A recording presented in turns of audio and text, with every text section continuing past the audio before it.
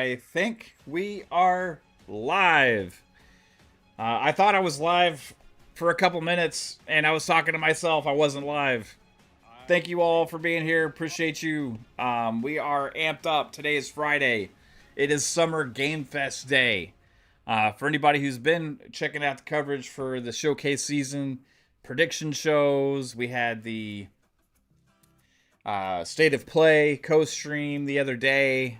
Today we got Summer Game Fest. We had our podcast yesterday, talking about more showcase stuff. Talked about the Asha Sharma interview with Bloomberg, and then of course we'll be live on Sunday for the Xbox showcase as well, with lots of awesome people coming through. And it's going to be a blast. It's kind of going to be a little bit of a family reunion, I feel like, on Sunday. So that should be a really good time. Sorry, I'm a little late. Just got home, been rushing home. And we're ready to go now. I'm pumped. I hope everyone here is pumped as well. You know, this is the time to be excited as a gamer, just because, you know, we got new game reveals, right? We got new looks at existing games that we've all already been excited for. And the cool thing about Summer Game Fest particularly is that, you know, it's not built around one platform, so anything can literally happen here. You know, anything can literally happen at Summer Game Fest. You could have a massive reveal from any of the platforms. You could have a massive reveal from any publisher. You could have brand new games that we never knew about. I believe two things are going to be here that I am already excited for. We're going to get a look at that Respawn made Star Wars like tactics style game, which I'm super pumped for. And also we're going to get a trailer for Clutch, the new racing game made by Maverick Games, and I'm excited for that as well, which is a game that's supposed to be coming in 2027. That Star Wars game, I'm excited because it's like a mixture of like two things I love, which is, you know, Star Wars. You know, I'm not a diehard Star Wars fan, but I do like Star Wars a lot. Star Wars Tactics, plus also we got, I think it's called like Zero Company or something like. I forget what the name of it is. We got that game. We got Clutch, and who know? I don't know what all else. I think there's some stuff that's been confirmed that's going to happen here as well. But you know, these shows are usually longer, and there's a lot of surprises. There'll be some ads. You know, it's a Keeley show. You know, you're going to probably have some dumbass ads mixed in here as well, but that's fine. You know, shout out to the chat. Thank you, everybody, for who is here. I see Brett Bingham hanging out. Serve, what's up? Starfield guy. Frog Thought, how's it going? Says, anyone pumped for the show? How many gotcha games will we get? Probably quite a few gotcha games. We'll be here. You know, that's kind of tends to happen, right? Tends to happen here. Let's see who else we got here. PTK Blam here hanging out. Says, what's up, Mav? Got you on while I'm working. Hey, dude, PTK, shout out to you. I saw your TikTok. You made a new TikTok again finally, which was awesome. Good to see you making content again. Hopefully you're able to make it here with us on Sunday, bro. And Midway Monster, dude. Hope you're doing well, Midway. Long time no see, man. Hope you're doing fan-fucking-tastic, bro. Man. Lots to be excited about, guys. I've seen a lot of reaction to the Asha Sharma interview. I see some people saying, like, kind of criticizing it. I've seen some people being like, hey, yeah, it's great. You know, I think, like, overall, two main takeaways. Three, I guess. She's clear about the state that they've been in. She's clear about wanting to change things. And she's clear that they are willing to do really what they need to do to get it corrected, you know?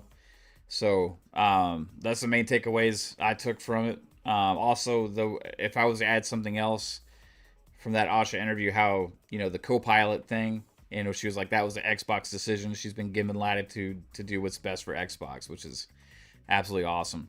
Shout out to you, Big Mad Mo, Saron, Grant. Hopefully you guys are doing well.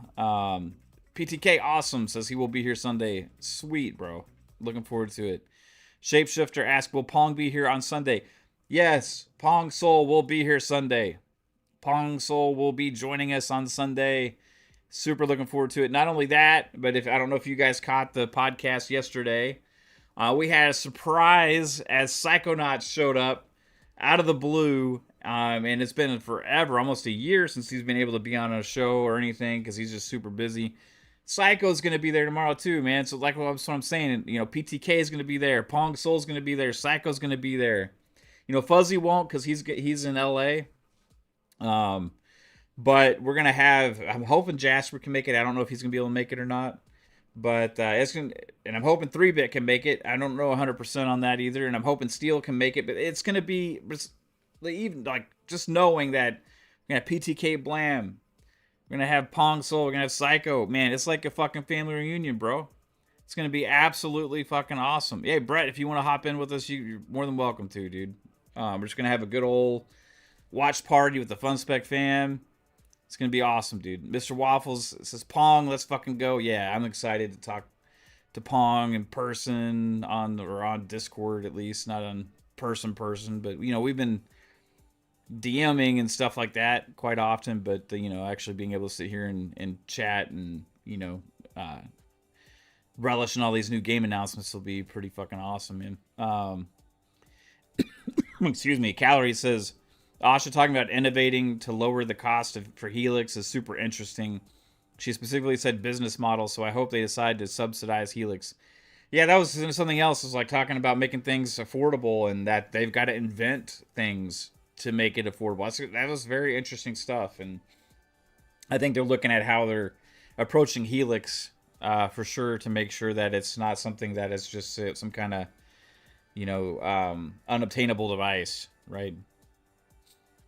You're going to be with Fuzzy in the theater, Calorie. Have you run into Fuzzy yet? I saw all the pictures of the big dinner yesterday where, I saw Fuzzy, Belvedere, Cold Eastwood. I saw Kay Asante. I saw the Iron Lords. I saw Mr. Boomstick there hanging out. Lots of awesome faces. Hargeet was in there.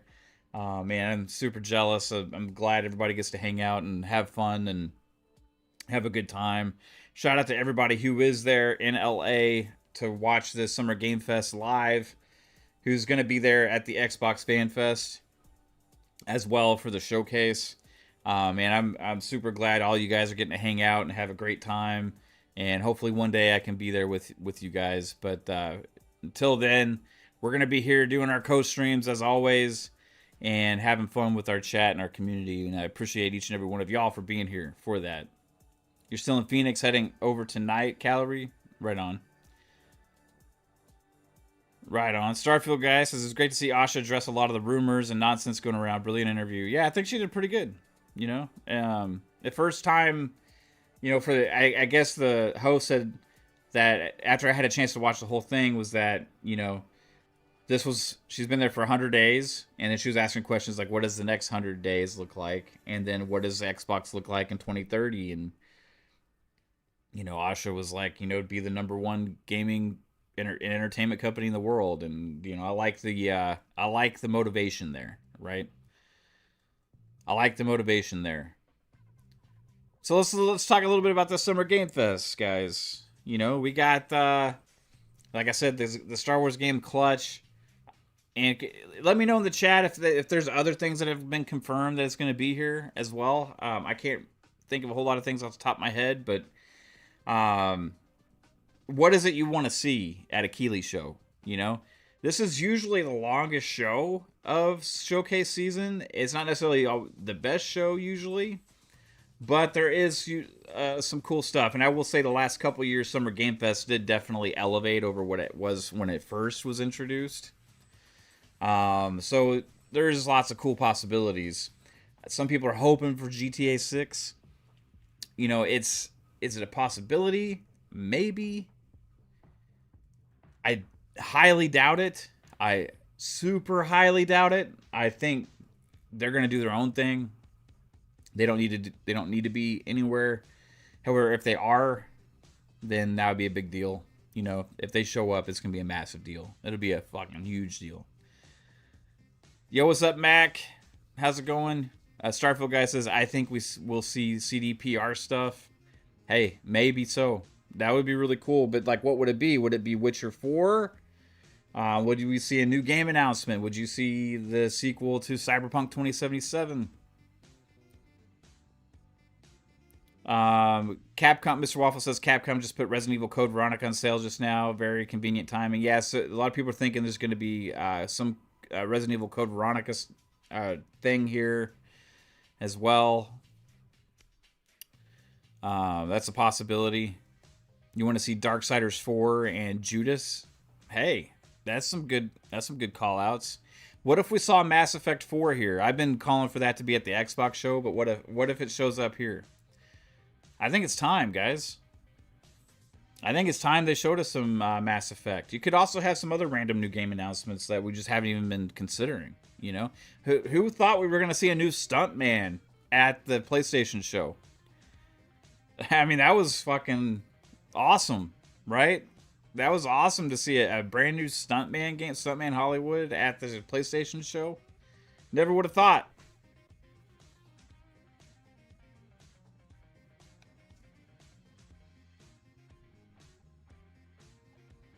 Ray always says, I'm going to say Mass Effect 4, Mo, because I don't think Andromeda counts. I don't think Andromeda counts. Oh, we got to add. I don't think Andromeda counts as 4. In fact, because it wasn't really the continuing story of that cast. Of characters, whereas this one, which I'm calling for, would be the continuing cast, like because they showed Liara in the first tease, right? So I'm gonna say Mass Effect 4. I won't go for 5. Andromeda was. I'll consider Andromeda a spin-off game. Think of it like Gears Judgment Day. Right? Something like that. Callie says, I keep hearing talk about Cyberpunk 2 reveal, also a trailer for the new Witcher 3 DLC. Hey, yeah, that's something that could happen, the Witcher 3 DLC. Brad Bingham says, given what I know on porting costs, Reloaded likely failed to generate additional profit margin by being ported to PS5. Well, it just didn't sell. I don't think very well. In general, anywhere. So, but overall, I think Gears E-Day is going to be a big hit. It's just like it's a remake of an old game, and it didn't really have like a. I mean, it looked good, but it's not like as big of a re-envisioning as like. What Halo Halo Campaign Evolved is to Halo, right? So yeah, Reloaded I think was just a little bit of a kind of smaller thing for them in general, right? What would I need to see, Calorie asked, to make this a 10 out of 10 show? Splinter Cell remake. Splinter Cell remake.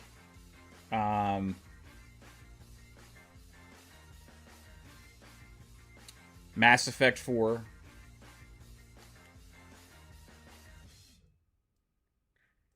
Huh. Elder Scrolls. I'm just naming huge, massive games that would not probably be here, but man, I would say maybe Witcher 4, or Witcher 4, like gameplay or some bigger look at that. Gears of War Reloaded still use the old Unreal Engine 3.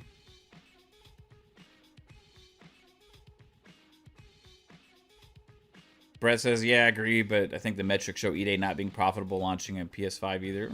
I don't know about that. I think Gears would sell quite a bit better than Reloaded. I think E-Day is a much bigger game.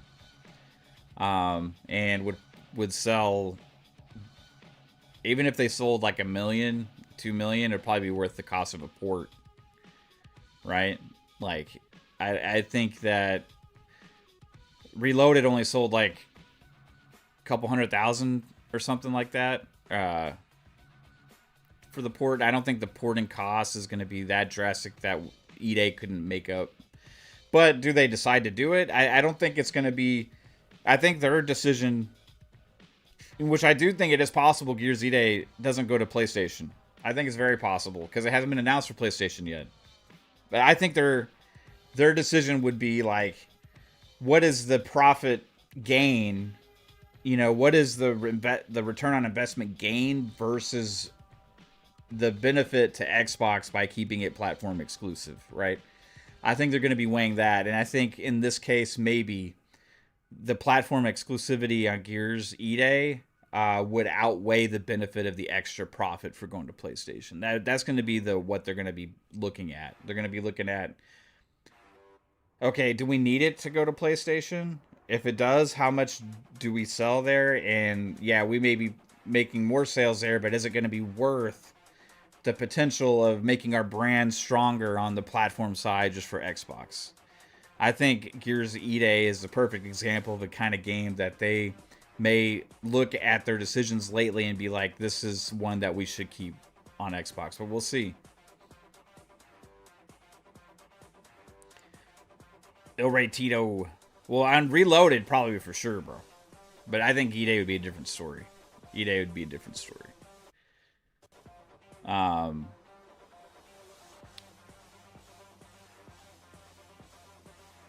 Mr. Kima, what's up? Hip Hop Gamer thinks that Gears of War EA is running on Unreal Engine 6. That would be pretty crazy. Shane G says Reloaded sold 750K on PS. I'm sure they're completely happy with that for a 20-year-old game. Yeah, maybe so. I don't know. It's...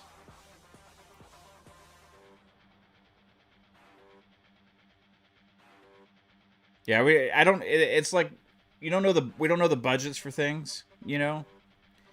Like we would have to find out what the budget was for Reloaded and what the cost is to port that. 750K, I would imagine they probably made their money back on that port.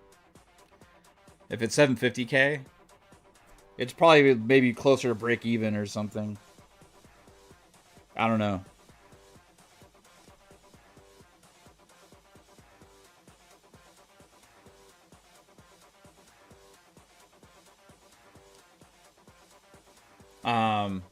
Because they're making the game at the same time and touching it up for everything, right? PC, Xbox, PS5. What do you guys want to see? See, I think it was last I saw was like 600 something, maybe. I could look it up real quick. Fuck, I'm not sure, man.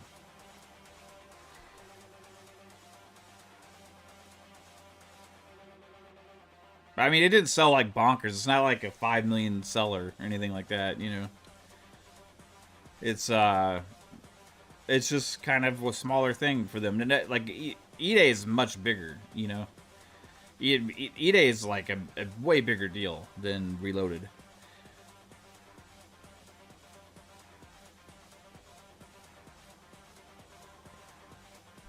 Rise of Rome 2. So analytics suggest the game has sold approximately 259,000 to 572 on PS5. I don't know how old that is. It had over 1 million players on all platforms in just 3 days. That includes Game Pass, though.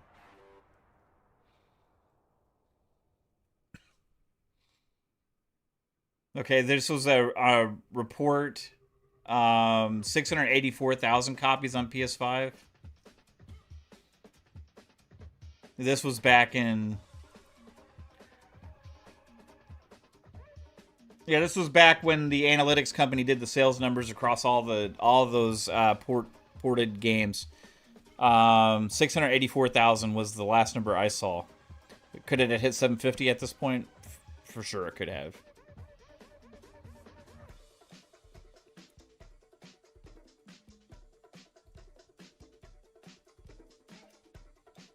Alien Isolation 2, that'd be pretty cool. Yeah, let's go. East Texas Alex, that's a good question. Am I glad the Mavericks are moving out of downtown Dallas? I'm of two minds, honestly.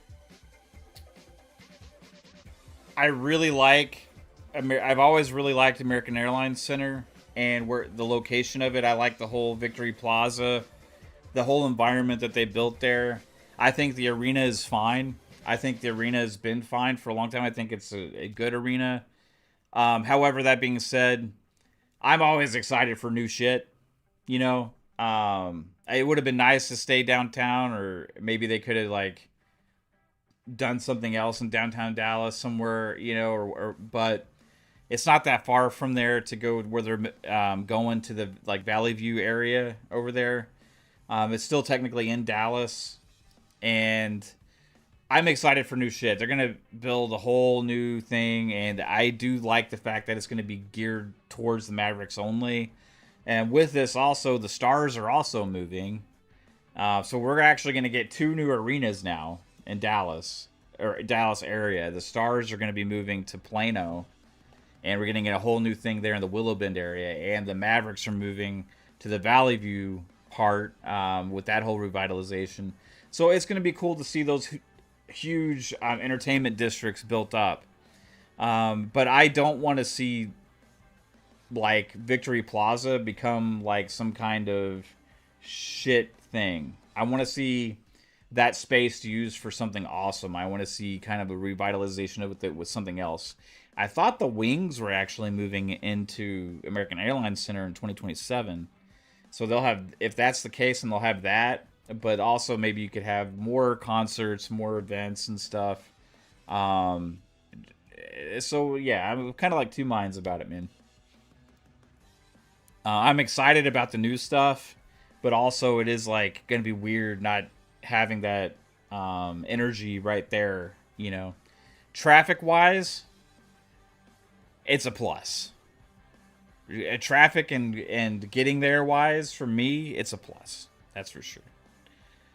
Can I show the Analinea and analytics graphic for Xbox ports to PS5 projections? Yeah, I can bring that up.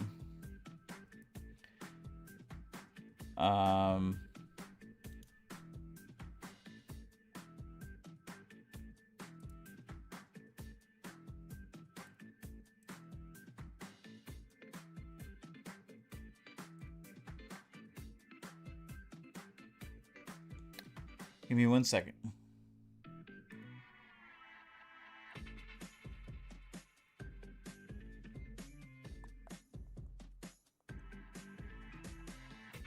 Here it is. Yeah, traffic was a shit show, bro. Why we got ads happening here, Jeff? We're just waiting in the wings for your show, bro. I don't want to see all these ads. So here's the numbers.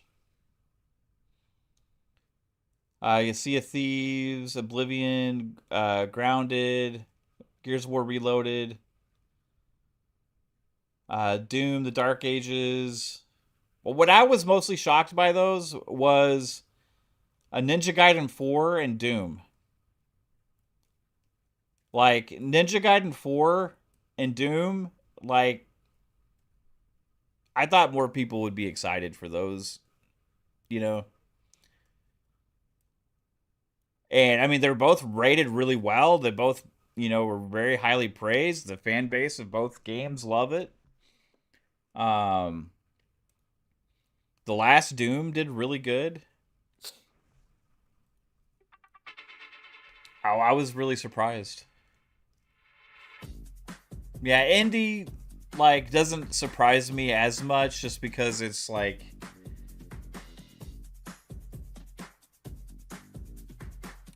it was ported there after the Xbox release, but also I would say like Doom and Ninja Gaiden are very established in gaming, whereas Indiana Jones not necessarily as much, you know. Even though Indiana Jones is awesome, the fucking game's great. Shane says, I've heard that analytics company can be wrong up to 40% in any direction. It sucks we use them as gospel, but we have no other info. Yeah. Yeah, we don't, we use this in VG charts, and, they can always both be wrong.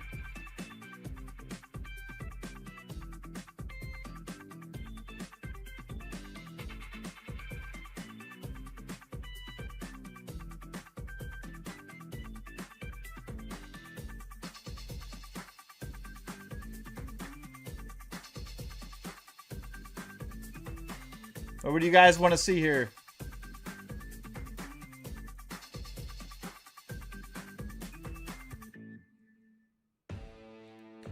You were less surprised after seeing the new report about how PlayStation gamers are not buying first-party PlayStation games? Yeah, I mean, game sales in general all around the board are down.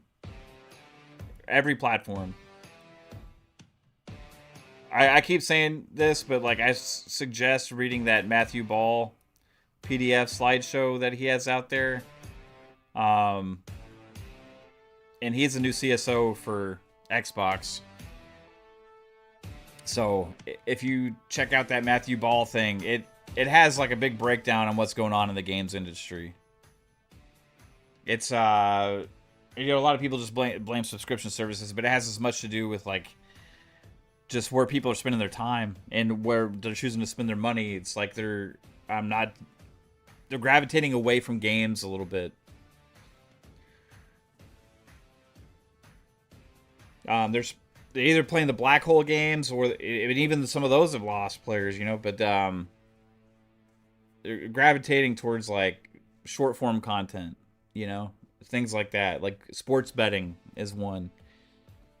Lots of other form of content that are like core demographic has been spending time and money on as opposed to gaming.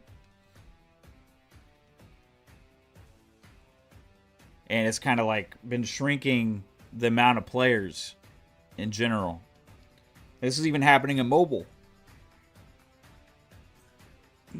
Do we think, Shane asked, do I think Xbox will give Keighley anything? I think if they give Keighley something, it'll be more likely like one of the like multi-platform like service game things. Like we could see like Elder Scrolls Online content, Fallout 76 something, maybe Sea of Thieves gets a big update or something like that. I think those things are good for shows like this too, like because you less burden the Xbox showcase with it, but those are big multi-platform games of service games, so it makes sense to have like big update announcements at things like Summer Game Fest. If they could have that, or if there is another like big game that maybe it's like a licensed thing, that they have, like because they revealed Blade at the Game Awards, right? So they could give Keighley Blade again, or some other licensed game if they have like a deal, maybe they would give him potentially like a trailer for like the Gears of War, is it Gears of War movie or show, or something like that. Trying to catch on to the transmedia stuff. Keighley likes to show shit like that too, right? I don't know if they'll announce like their controller. I think the controller, if they announce that controller, will be at the Xbox show. Hey, baby. Oh, what is this? My drink. Oh, this is your drink? I don't want it. Oh, thank you. No, I just want a big one. It's really good though. It is. What's up, Alex? They might show like Minecraft Dungeons 2. That would be one that would make sense, I mean, they have lots of things, They have lots of things. So, and I'm curious, like, did PlayStation hold anything off of their show to have here as well? Like, could we see that fucking Horizon thing again, at this, possibly? Because I think PlayStation did that Horizon thing. Was it just its own little trailer? Or did they have it at a Keighley thing? I can't remember. But I remember they also had Lego Horizon at the Keighley show.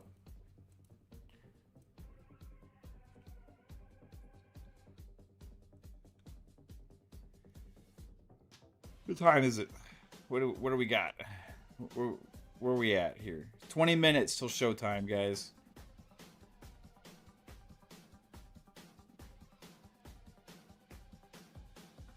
I don't think I ever really asked you guys what y'all thought of the state of play. I know I was ranting about different things with it, but like overall, what do y'all think? Thanks, baby.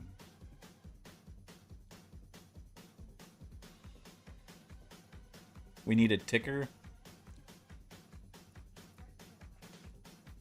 Yeah, Keighley should have a ticker.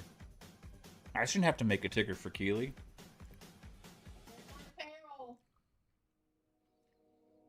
Keighley should have a fucking ticker.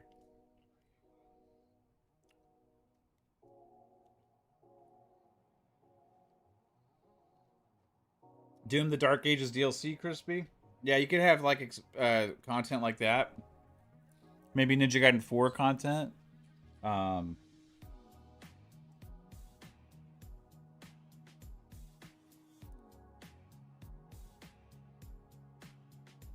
State of play really was mid in your mind, Serve? Ill looked cool. Ill's Xbox Play Anywhere. It's pretty cool.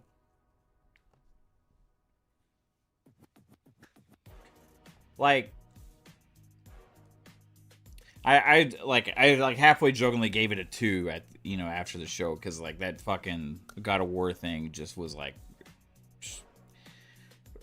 the cube was ridiculous. It was just so ridiculous. It just sucked the soul out of everything that we just watched to me. I said on the podcast yesterday that like it was like we just it had a pretty good meal, just ate. And it was like pretty good, pretty fine, pretty good, and it was like everything we had just digested just got shit out with that cube. 20 minutes of cube. I guess it's more like 15 minutes of cube, 10 minutes of cube, but like overall it's like I don't know. If I actually give it like a really actual, genuine, really thought out score, I'd probably give it like a 6.5. I thought that what should have been the shining moment with the God of War announcement for them ended up becoming more of a detriment because that should have been a holy shit moment. When you have one of those reveals, when you have like the big thing at your show, the big thing made by your biggest studios, the studios that everybody's been waiting for the new game announcement, right? Those things are rare. You don't have the first showing of one of your tentpole massive like things that people should be looking forward to like often, There's only so often that you get a brand new Halo announcement or a brand new Gears of War announcement or a brand new like that's for Xbox for like PlayStation it's like Uncharted, Last of Us, God of War, Ghost, you only have like those announcements happen very rare and they're usually saved for the big moment, right? The big iconic moment at the show.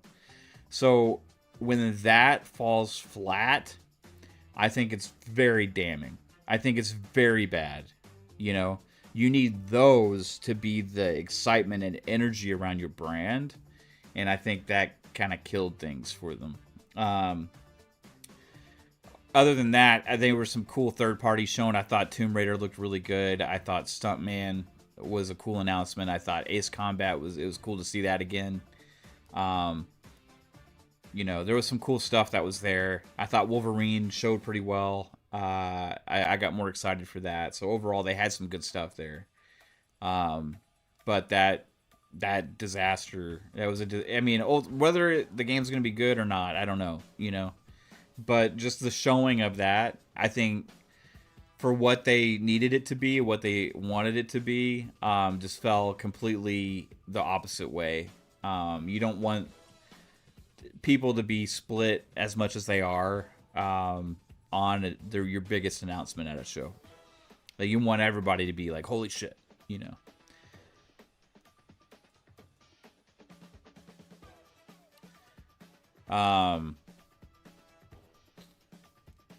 C. Lord says, not generally a fan of Jeff's show, but watching with the rest of you will hopefully help me through it. Yeah. Sometimes they can be snoozers, some in the middle, you know. Sometimes they can kind of have their amazing moments. Some of the stuff that Keeley gets the most excited about are not the same things that I would be excited about, right? Like when he had the Onimusha reveal, things like that. It's like, cool, you know, that's awesome. But like, he's like about to fucking cry, you know, about it, which is cool. You know, he's passionate about the things that he likes. But yeah, I want to see some like, I keep saying this with even with the Xbox prediction shows that I've had. Like, I want IP revivals, man. That's been some of the coolest, most exciting things that we've been seeing at some of these shows, and even at the State of Play. You know, you have Ace Combat again, you have Stuntman showing up, you know, we got Tomb Raider, you know. Like, I want to see some of these classic IPs that we all love, like, brought out in a big, good way. So I want to see some more of that. Hope, maybe Sega. What if Virtua Fighter, the new Virtua Fighter shows up here? That'd be pretty cool. I think that's a possibility.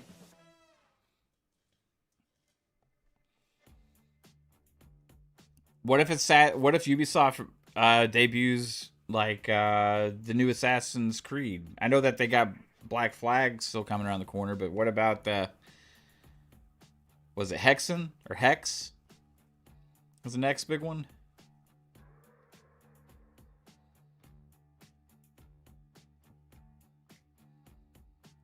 Surf says, be careful of ticks in real life. Yeah, no shit, man.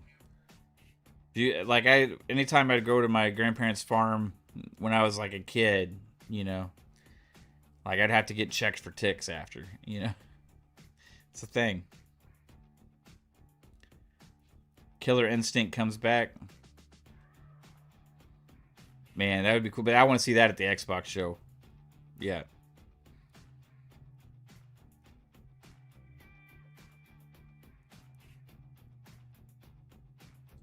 Surf says, I'm not on Twitter, but if Xbox kills it with the showcase, you all should tweet a showcase theater worthy. Yeah. This showcase was theater worthy. Does PlayStation have like any fan events, like, or watch parties or anything like that? Is there even like, does that even exist? You know? That's one thing that's like very different. Like, Xbox community is really a community. Like, just, I don't honestly feel like, I think PlayStation has gamers and they have fans, but I don't really think PlayStation has a community. Correct me if I'm, maybe does that exist? I think Nintendo has a community.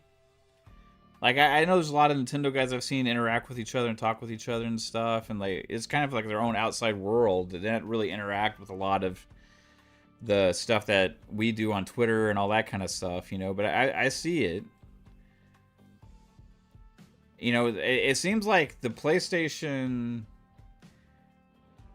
crowd that we see that's active is not really pro PlayStation. They're just anti Xbox, you know? Like, do they really have a community? And if they don't, it's very interesting. You know, because they don't communicate with them. They don't really talk to them. They don't really have events. They don't do anything. It's just kind of like they exist. And spread messages on about exclusivity and best place to play and stuff, and people eat it up. But yeah, there's no actual, like, it's like there's no community outreach, really. Am I mistaken on that? Let me know. I'm not sure. This is not a shot. I don't know what's right or wrong. I'm just saying, like, it is interesting how we have this every year, and there's like we have the when we didn't have FanFest last year, the community got together and had one themselves. You know, um, and it's like people look at Xbox fans sideways for that. They had PSX years ago. When was that, man? Was that like in the PS3 era? Thanks for being here, Uja Strike. I don't remember the PSX. Was that like in the 360 PS3 era? I'm guessing maybe. It seems like that would have probably been something they would have done around then.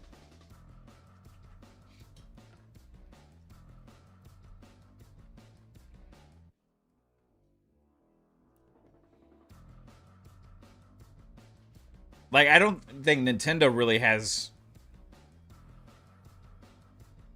a lot of those kind of events too, but I think they do have some kind of things.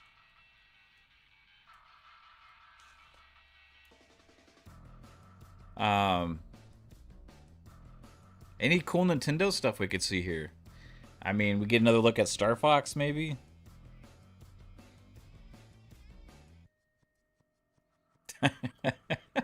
Shane, I mean, I think Xbox fans are just more like willing to be critical of the things that they like, because I think Xbox fans in general may be a little bit more passionate about the brand than PlayStation gamers are. I think they just like don't really give a shit, honestly. I don't know. It's like everybody's more passionate about Xbox either way. It's very weird.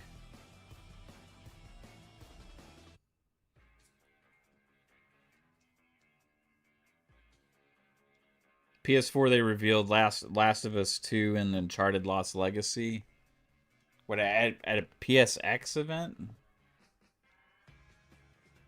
Serve says I can't believe some people are saying kill Game Pass, like whatever they end up doing, Xbox, because there's going to be massive changes happening, all different facets, right? Like, I think Asha's kind of let that be clear. They're resetting the business, that's what she said.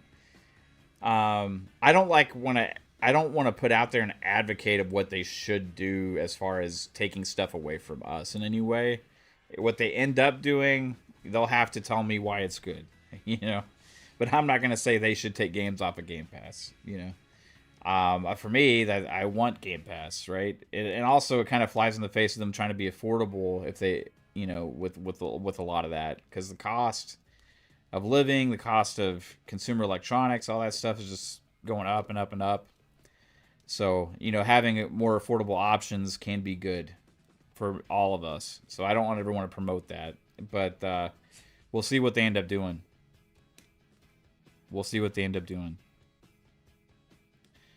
Yeah, I think it's like Ben Kenobi and Hargeet last year put that together. It's cool, guys. I mean, check out those pictures everybody was sharing on Twitter yesterday of the community getting together at that dinner, man. It's just awesome. It's awesome to see, fans getting together that share a love for something, and like despite everything else, despite all the hate, despite all the shit, it's like, hey, we're here, we love this, we're gonna get together and have a blast and see this stuff together. And though a lot of them will be here at the Summer Game Fest too. So yeah, it's, man, Nintendo could have some stuff. Sega could have some cool stuff. We've seen like companies like Nacon or shit like that. Nexon, was it Nexon? What the fuck? What's that publisher's name? There's a couple of those like Korean publishers and stuff that keep showing up at these Keighley shows a lot.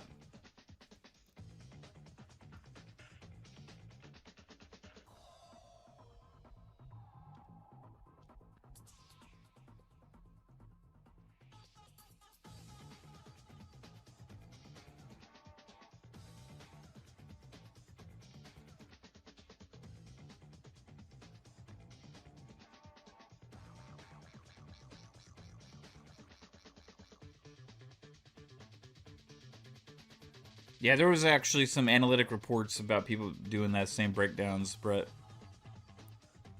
that I had seen about the percentages.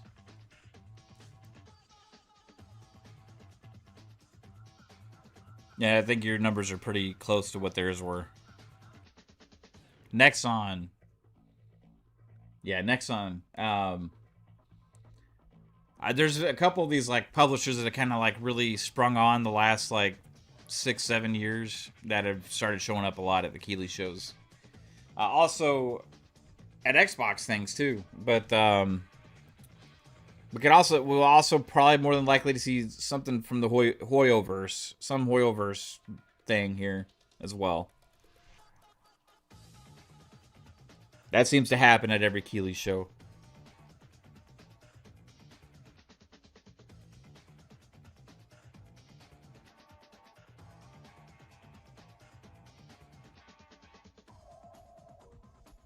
Safo says you'll never see PS talking about how unhealthy their brand is days before their show. I'd rather, I mean, to be honest with you though, I would rather them acknowledge it and say they're fixing it and say that, and then show the confidence that we are going to be making changes and we're going to be the number one publisher and the number one in gaming and entertainment, you know, and be confident about that, as opposed to just like pretend that everything is sunshine and rainbows, you know, because you can have like controversy going on, all these other kind of things, and then somebody's like, yeah, I know, but we're this, we're that, and we're this, and then it's like, but they're still declining in different aspects. I think the number one thing is just a brand, you know, messaging, marketing, getting the excitement around and the energy around Xbox again. That does wonders. That can have way more of an impact than anybody realizes. And whatever you got to do to make that happen, I think is what you got to do.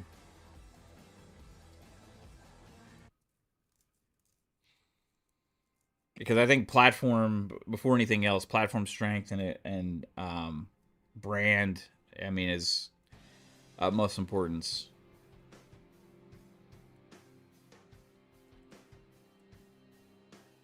Unless you decide that it's not, and if that's not important, and you just decide that you are something else, then you go full in that way, you know. 1 minute 30 seconds, everybody. It's time to get hyped for these fucking games. That's right. That's what it's all about, man.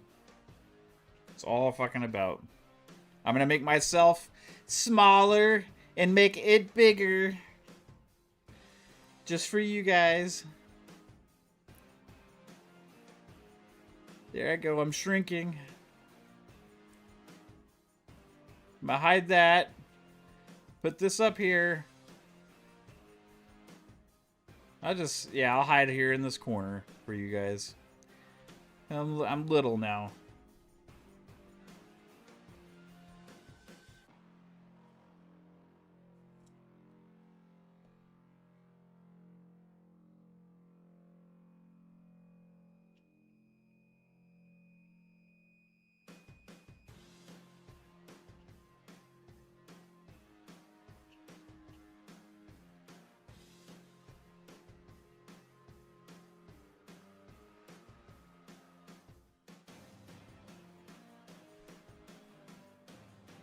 Pause.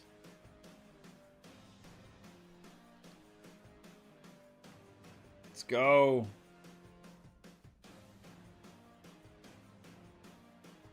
Blow us away with the first thing, Keeley. Do it. Don't hold back, bitch. Let's go.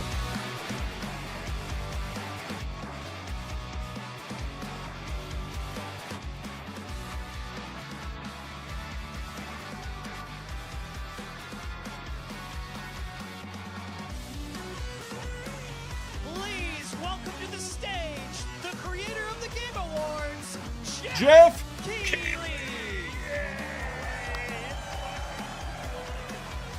the son of Mr. IMAX. Rest in peace to his dad. That was sad that happened this past year.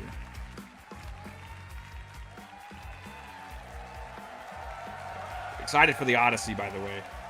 It's Keeley. Yeah, nice velvet jacket, bro. It's a good one. Don't worry. All right, hello everybody, and welcome. Nice to velvet Summer Game jacket. Fest, gaming's biggest global showcase of what's next. You know, we started SGF back in 2020 because we didn't want to lose that magic moment every June when gamers around the world come together to hype ourselves about the future. New worlds, new stories, new characters. Yeah, his shirt matches his jacket, but not really. This is our 7th and biggest SGF. And I have to say, guys, the magic is back. We have a great show for you today.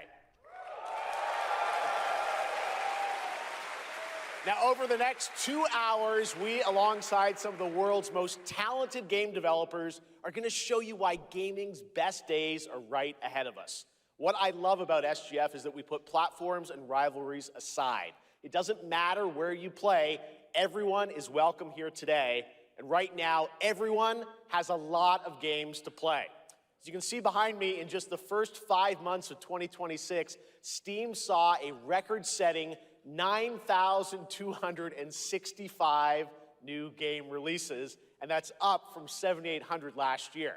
There are now more games and more creators than at any point in the history of this great medium. Now, sure, a cynic might look at those numbers and think, how can anyone possibly break through with their game? But then you look closer. So far this year, Steam, 10 of those, they come from anyone possibly break through with their game. But then what the hell? You look closer. So far, skipped. Parents of children who play Roblox. Why are there ads, Jeff? If your child was sexually exploited, abused, God, or what the pressured hell to is share this? explicit content, we're brand new IPs like Nugenics, Windrose, or Far Far West. That tells you something important.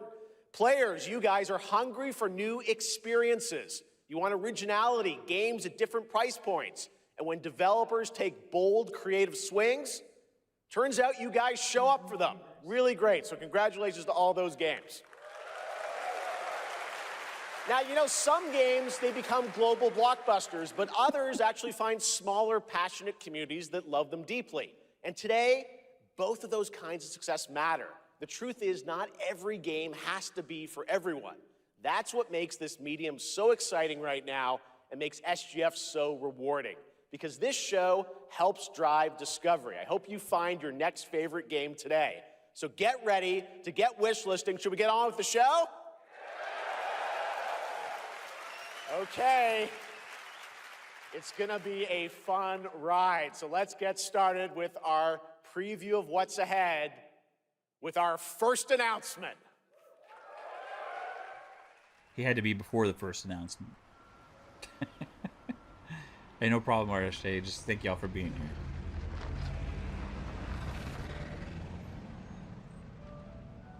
Is that French? I'm watching on YouTube.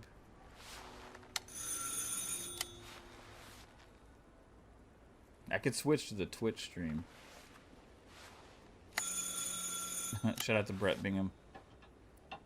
$2 super chat. Shut the fuck up, Jeff. Show us the games. Yes? So, you're the American who called earlier. The sister of the man on the 3rd floor.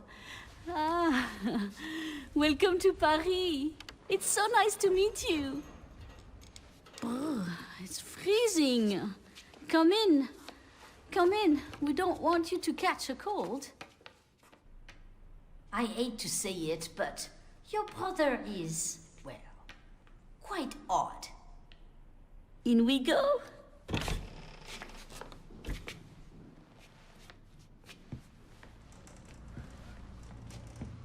If there's a downtime, I might try switching to Twitch. This looks very Resident Evil-ish to me so far. The graphics. Oh la la. Mais quel pagaille! He's made such a mess again. Think, I just cleaned it up a week ago. It's like a boulder rolled through here. Huh? Ah, the delightful biscuit.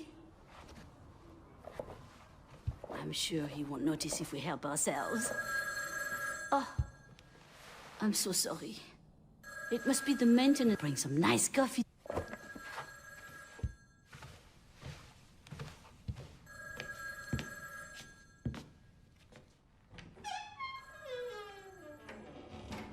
What is this?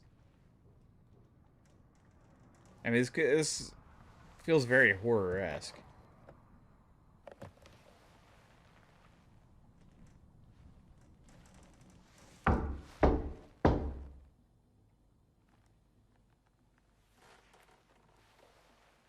Silent Evil.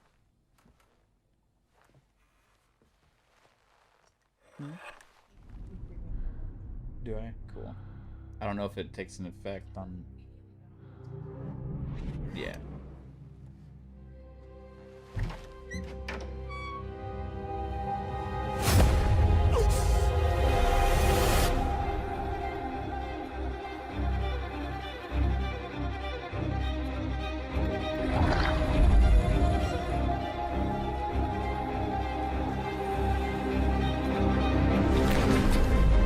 Yeah, Resident Evil.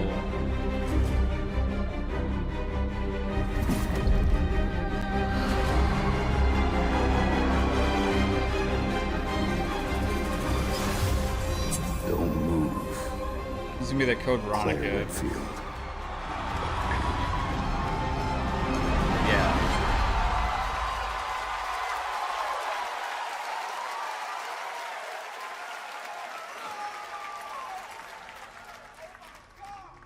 You hear that guy? Oh my god. I miss in-person gaming events. I mean, you can add something when you hear the fucking crowd. Like Xbox and PlayStation need to do that again in front of their audience.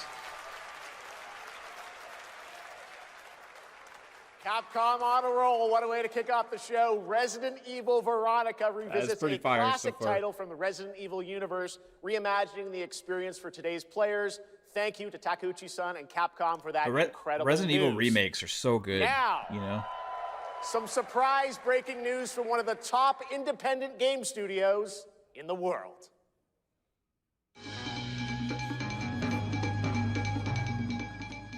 Hello there, I'm Cuphead here at Studio MDHR headquarters. And today, we have a special announcement for all of you. We're happy to confirm that development has begun on a brand new, hand-animated Cuphead video game. Our talented team is hard at work on this ambitious project, which will take Cuphead and friends on a fresh, exciting adventure. It's still in early stages, but we look forward to revealing more when the time is right. Well, from all of us here at Studio MDHR, thank you for... Oh, the time is now? I didn't know this was plugged in. Hello? Yes? Oh, indeed. Oh, you want me to tell them? Yes, I'll tell them. Yes, right now. Well, it seems I have one more surprise. A small team within our studio has been working in secret on something completely different. This new project is a love letter to the era that brought us into the world of video games. We have prepared a sneak peek, and I'd say... it's pretty radical. Over here? Ahem. Pretty radical. Let's roll the clip. Rad. Now in development at Studio MDHR. It's Mighty Cuphead Adventure. A new fast-action platform shooter with arcade-quality graphics and amazing sound. Mighty Cuphead Adventure. Only from Studio MDHR.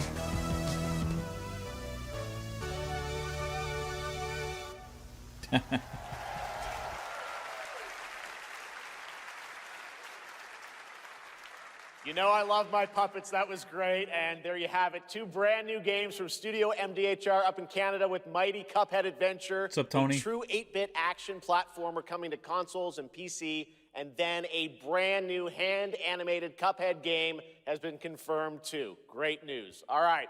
Well, now please join me in welcoming my co-host and partner in a new game discovery website called Looking for Game. It's Lucy James, everyone.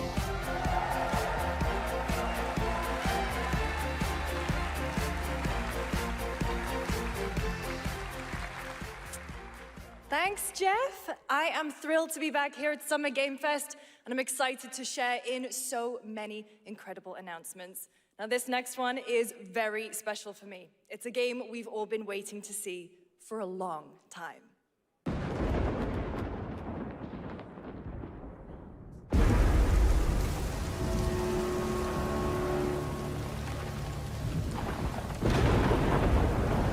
'20th Century Games.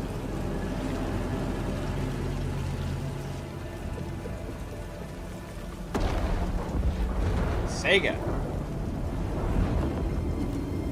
Okay. My name is Jeff. Oh, Creative Assembly? Oh, this is going to be the new Alien Isolation. This is going to be the new Alien Isolation.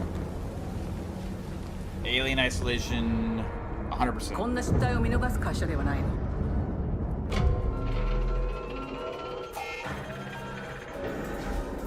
これは最後のチャンス。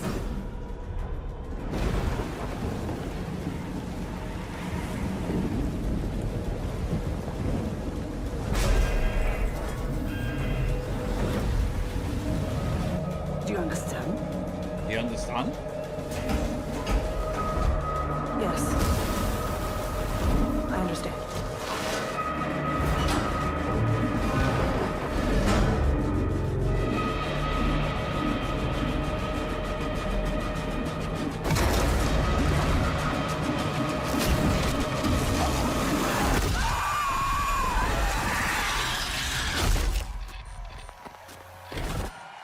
Yeah, let's go.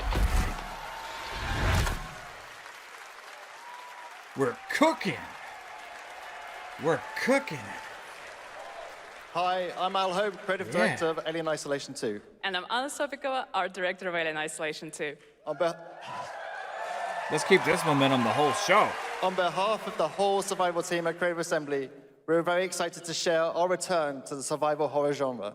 It's been 12 years since we released the first Alien Isolation, and we're continuing what we started, creating an authentic new chapter which builds on that core isolation experience of escaping the terrifying, unkillable, relentless alien.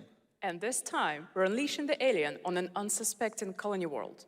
From the claustrophobic confines of the colony itself to the exposed and storm-ravaged landscape surrounding it, Kurosaki Station is a new hunting ground for the ultimate apex predator. Players will face a desperate struggle to survive and escape, and we cannot wait to show you more in the future. Thanks. Well, thank you. You have a good one. Next. Thanks so much, Anna and Al. Today, we are honored to have one of gaming's true visionaries here with us in the audience. For more than 2 decades, his work has reminded us that games can be emotional and deeply human. From Eco to Shadow of the Colossus to The Last Guardian, he has left an unforgettable mark on this medium. Please join me in recognizing the legendary Fumito Ueda-san. Ueda-san, great to see you. Hello. Hi. Man, that looks like young Kojima, and now, bro. Let's talk about his next game. A few years ago, we gave you an early Maybe it's glimpse the hairstyle and the glasses. next game, then known as Project Robot. Well, now it's time to step deeper into the mysterious, unsettling, and epic world that marks Ueda's first game in a decade. Let's take a look.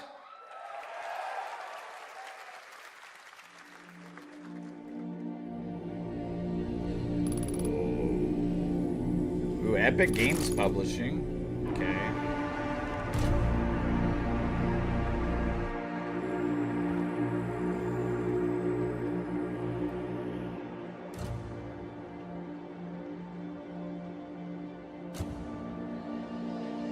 I'm liking the style of this one. This is looking cool, man.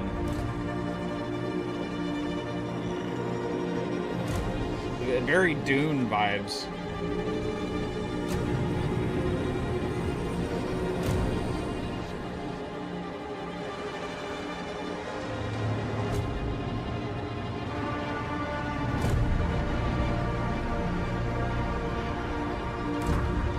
Oh, it's the head. It's the head.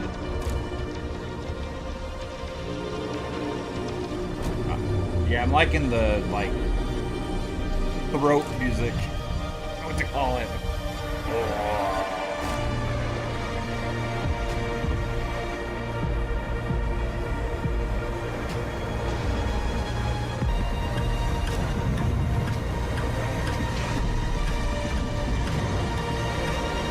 Yeah, they showed the tease of this, what, 2 years ago, maybe?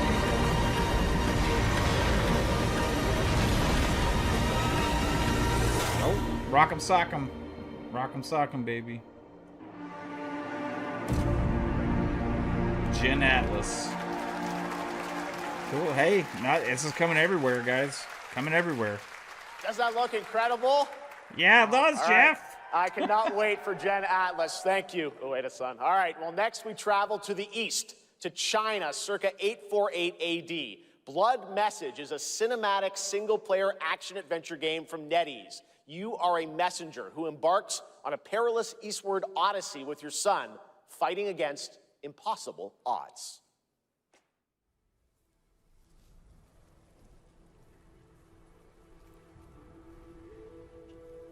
Yeah, no Steam. I didn't see the Steam logo. It was Epic Games Store.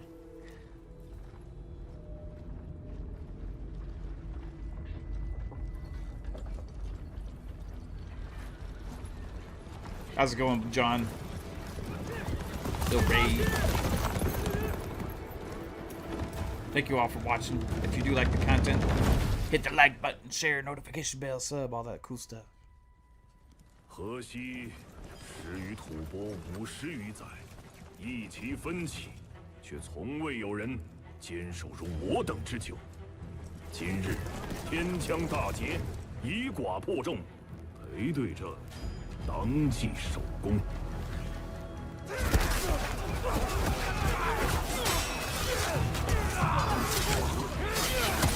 Yeah, this looks more like we gotta see actual gameplay. This looks more like action game, you know, not necessarily potentially Soulsy, but we'll see.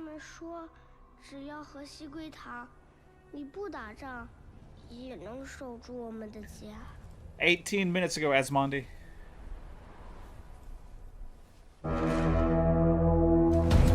No idea how long it is.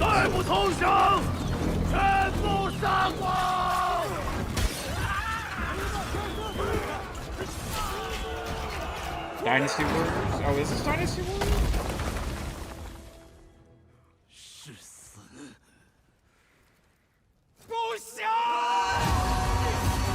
Oh, hey.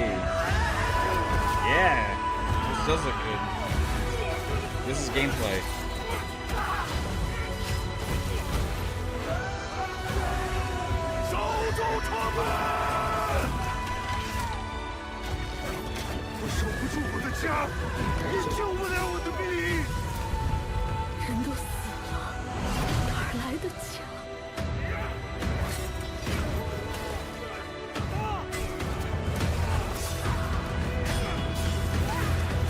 It's Blood Message? Is that what he said? Okay. I missed it. I kind of check out when Jeff speaks a little bit.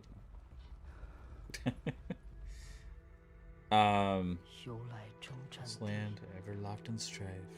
I see no soul return to life.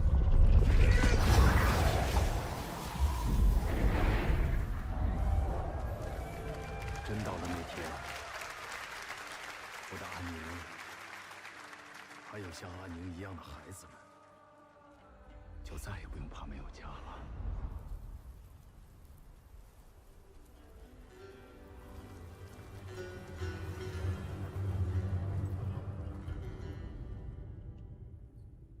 All right. What platforms? What platforms? Now please welcome a game developer who is visiting the US For the first time in 2 decades, from RGG Studio, it's Masayoshi Yokoyama.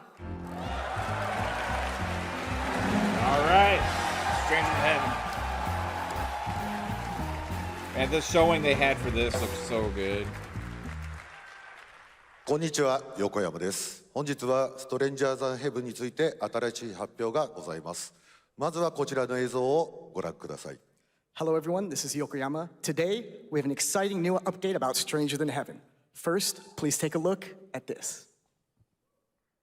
調べたぞ、お前らのこと。海の向こうじゃアジア人ってんでのけ者にされて。They have tattoo clothes. 俺は何人なんだって何度も思ったろ。敵討ちか。つまらねえことに人生使ってんだ。大統領。この件にけじめをつけねえと俺の人生始まらねえんだ。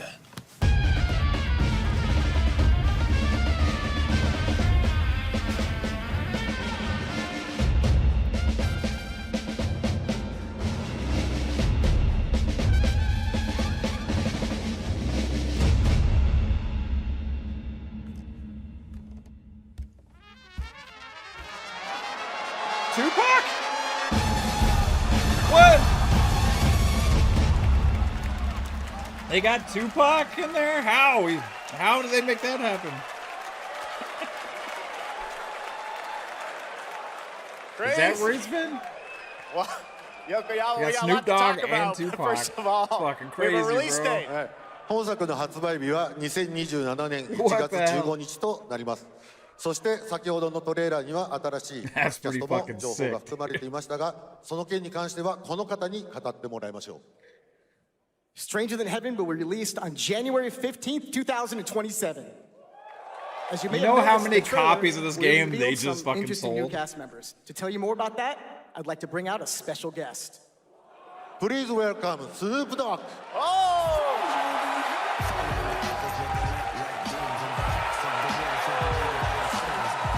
The Dog Father.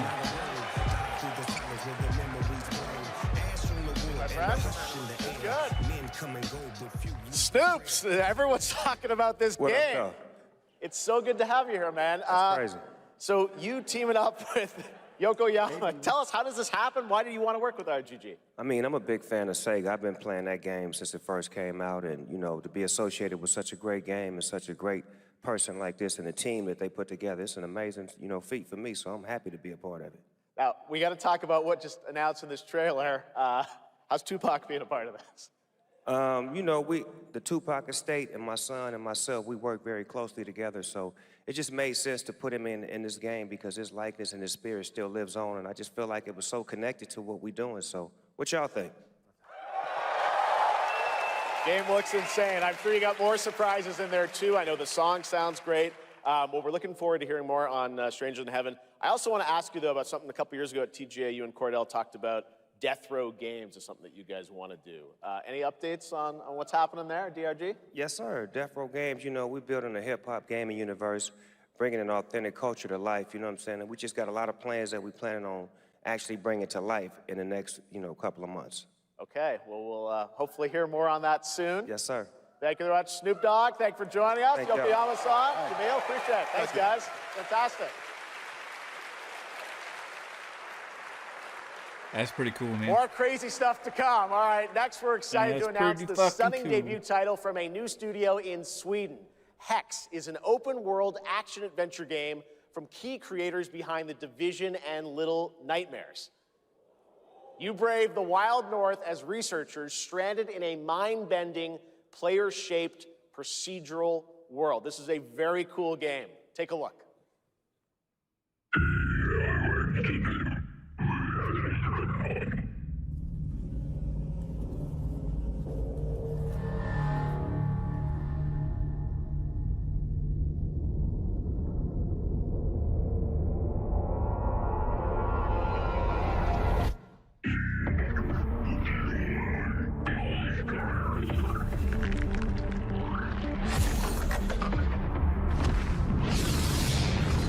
Mud people.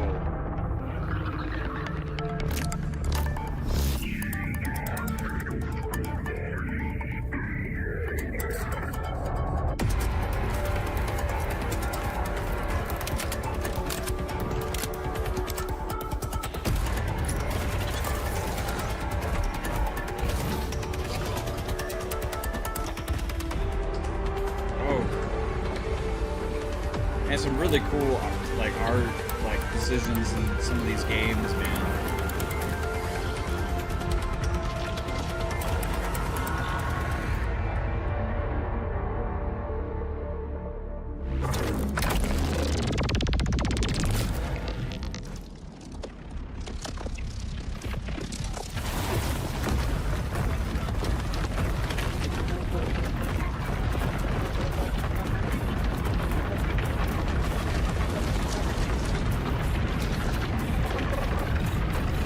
Better keep running, dude. Looks like a Halo.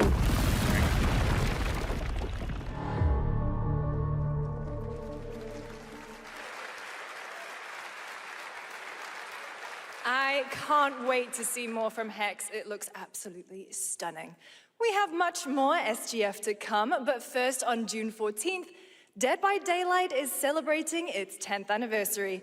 Watch this closely because here's a little tease of what's ahead.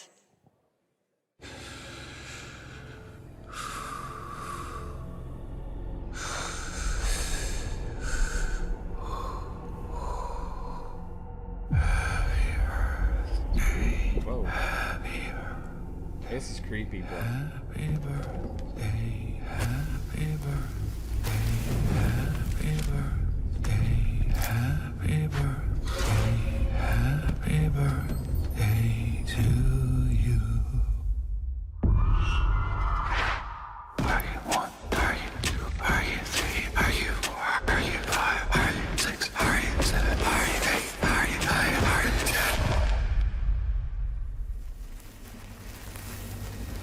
I'm a little disturbed.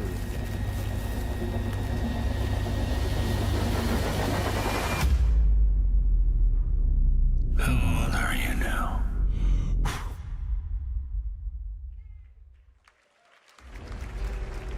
Cool.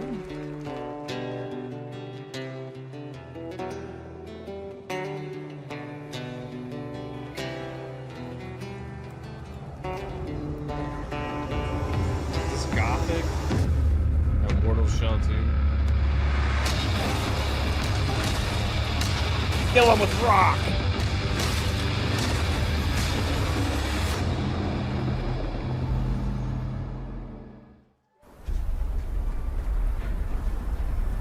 We're going through the people that could only afford very small snippet trailers right now.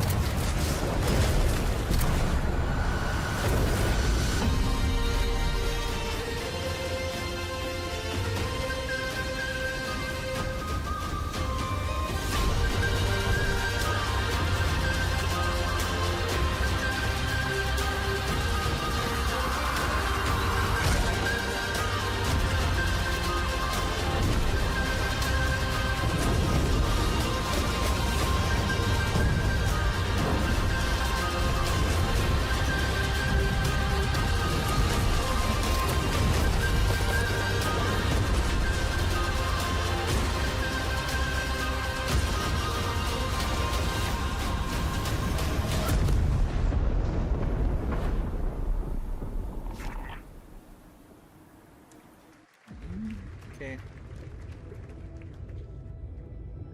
Is it dangerous?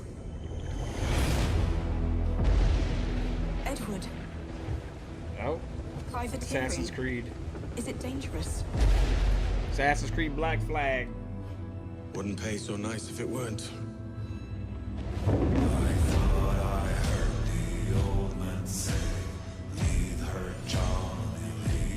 Gentlemen, we do not plunge headlong into that's folly on Tupac the orders of a game. single madman.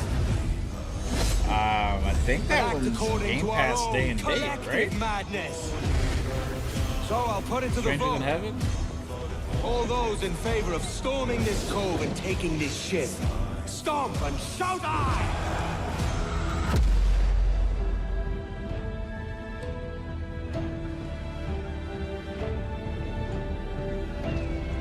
you feel it, Addy? We're moments away from the grandest prize of all.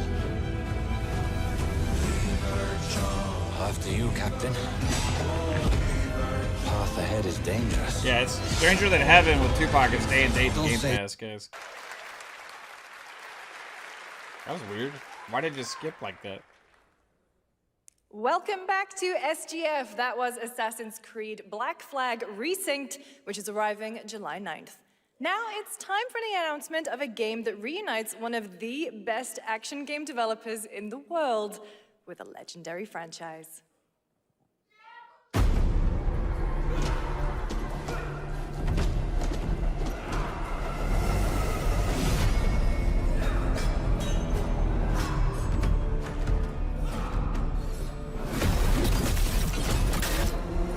Is this Ninja Turtles? What? Oh, here we go.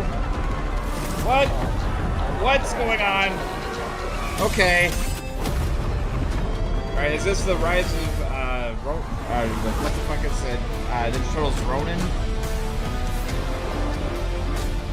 This is, fucking Ronin game, probably. The last Ronin, yeah. Fuck, yeah, I wanna see it, though.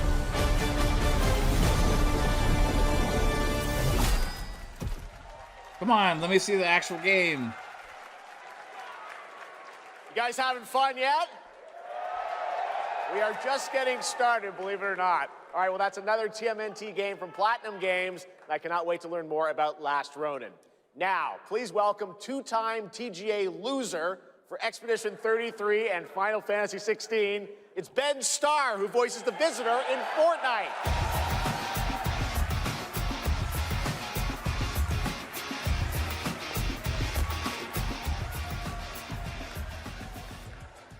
Hello, Summer Game Fest.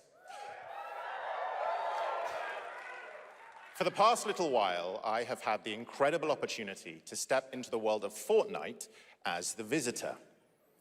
And today, I finally get to share a glimpse of where that journey is heading next. We've been working on this for a long time. A new season is about to begin, and everything is about to change.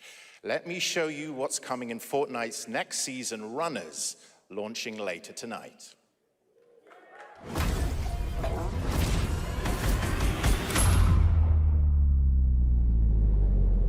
The hunt for power breeds chaos.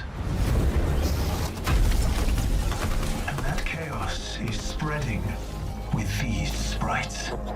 Creatures born from 0-point energy.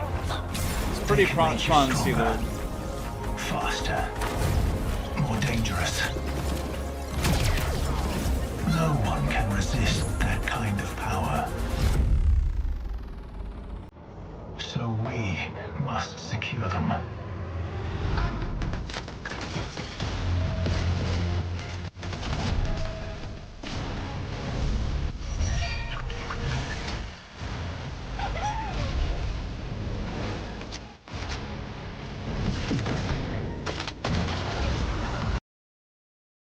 Oh, come on.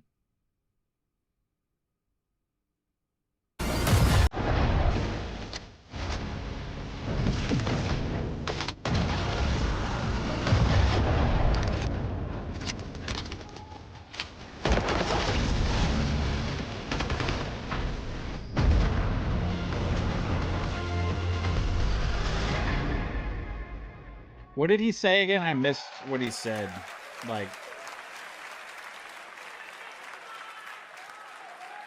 Now, if you're wondering how we end up on this new island, you'll have to jump into the Shattered event happening live inside Fortnite right after Summer Game Fest. This season, we asked every player to choose a side, and in the live event, that choice changes your experience. It has all been building to this moment. The party starts at 7 p.m. Eastern Time, like, but the doors open audio early, and visuals off. Trust me, you'll want to stay to the very end of the event. I've got a little surprise waiting for you. The stage is set. I need to like refresh this, guys. Sorry, hold on real quick. Chose your side. can't believe these people give him like $100. This ends like, give it now. Yeah.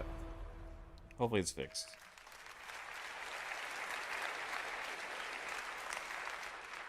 Oh, now it's these it's things time for everybody? a special announcement from Bandai Namco about one of the most influential sci-fi franchises ever created. On Earth, mankind measured time by seasons, not sirens. For a moment, the future felt promising. Oh, he said 2-time PGA loser. They're inside! They're inside! Out here, that promise is a lie.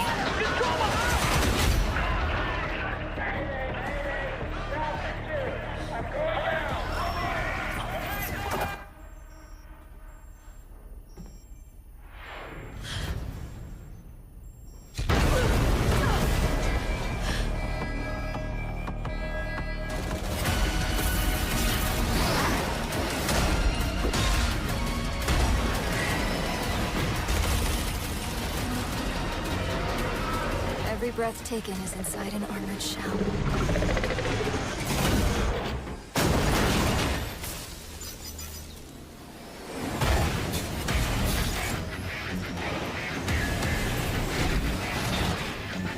There's one man. The pilot.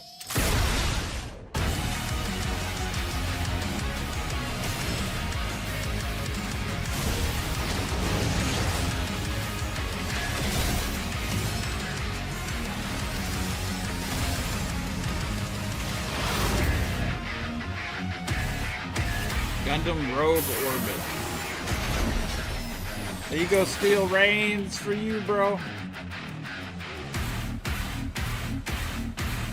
Find me. I'm here.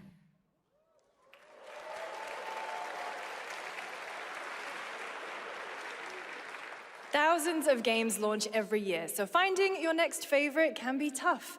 That's why I'm launching my new newsletter, Looking for Game. Thank you. I'll be curating and selecting games that deserve your attention every week and sending demos and exclusive playtest invites straight to your inbox.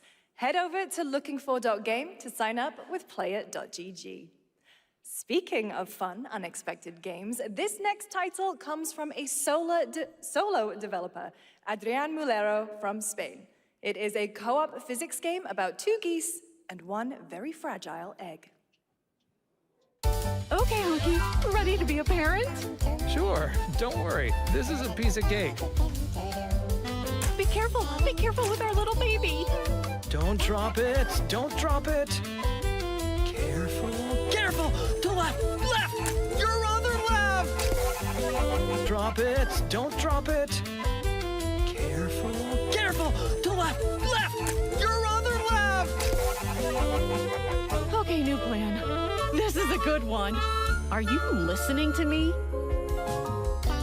What is this? It's way too hard. Watch out with our baby. Watch out with our baby. Yay! Just focus. Really hard. Oh gosh, that looks really hard. Maybe if we look for some more people, it would be easier.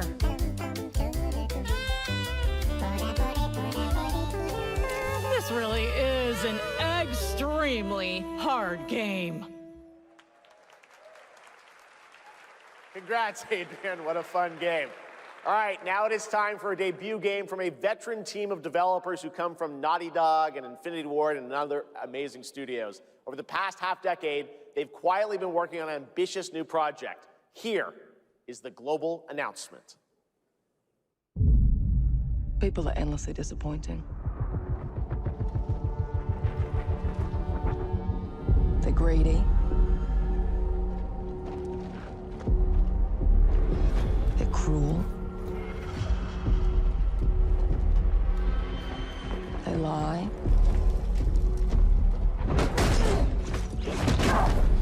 They're bullies. Hey, Stokes? Yeah, I'll go one of them. So that's what I say when I look at someone like you. Bully. See, that's where we're different. I genuinely like most people. Oh, well, then you're truly a sick fuck.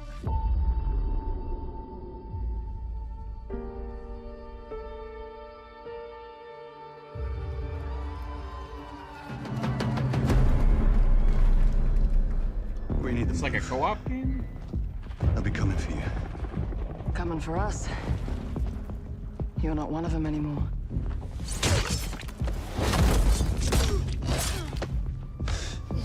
Yeah, well, that's temporary. Just like you and me. You guys don't understand the real threat. Not like we do.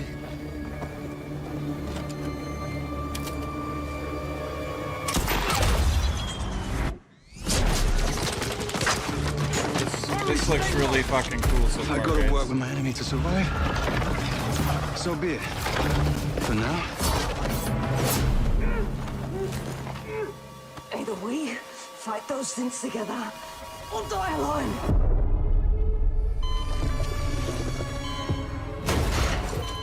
Hang up the phone. No. Do not touch him.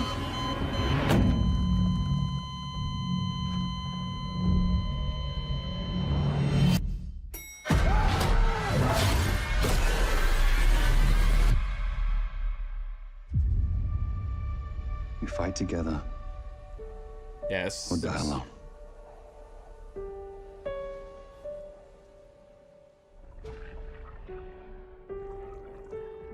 This looks pretty fucking cool, man.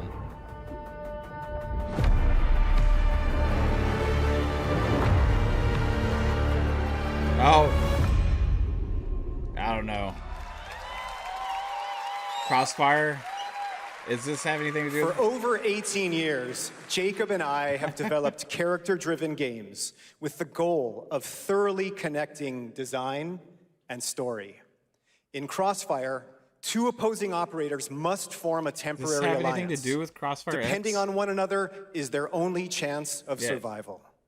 To support this narrative, we completely rethought how cover and traversal work together and created a system that rewards tactical thinking, stealth, and repositioning. It's called adaptive cover. With adaptive cover, our player character Layla dynamically adjusts her stance to react to the complex terrain and the enemy's line of sight. It fundamentally changes your relationship with the environment and becomes an active skill to master. Shout out to our amazing team at That's No Moon, who are meticulously crafting Crossfire. It's for all of you who, like us, love high-agency, single-player, story-driven games. Thank you.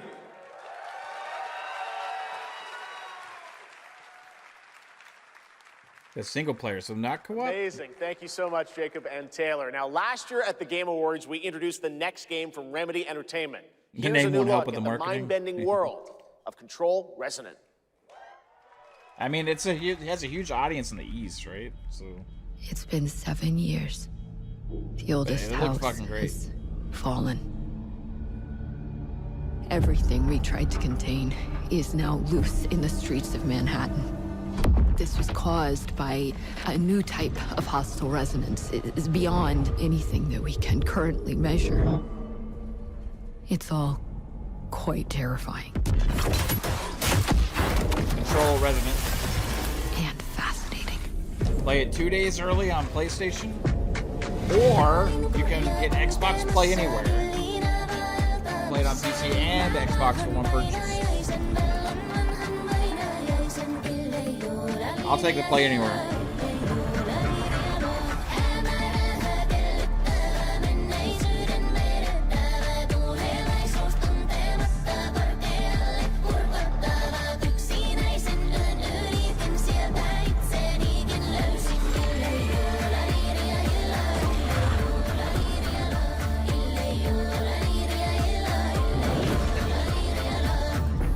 All we can do is dig deeper. Keep searching for the solutions in every way we can.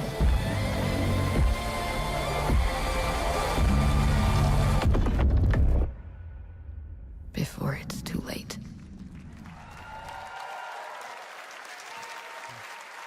Right now, it's time for another Summer Game Fest exclusive, the announcement of the next game in a storied franchise.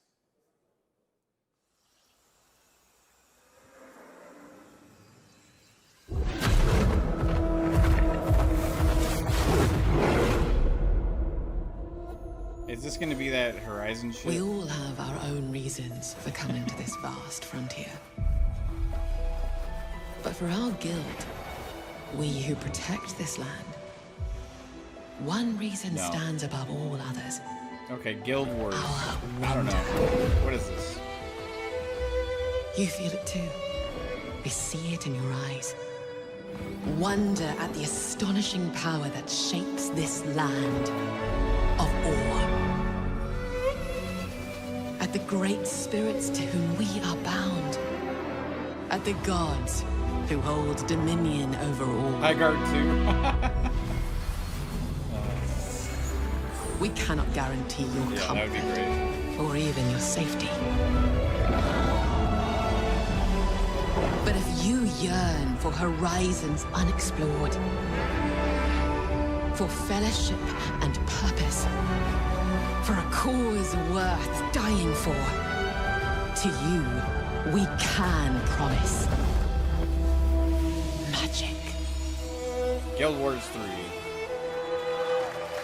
I was right about Guild Wars.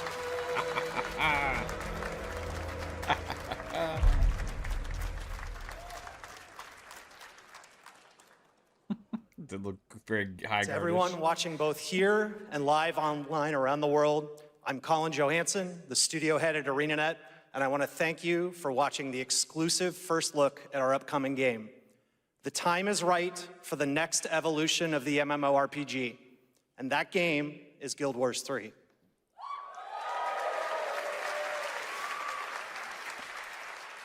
Glad you all agree. Guild Wars 3 is an epic world that is both beautiful and fun to explore, where the joy of movement is powered by your character's momentum, and combat will usher in an entirely new type of MMO experience.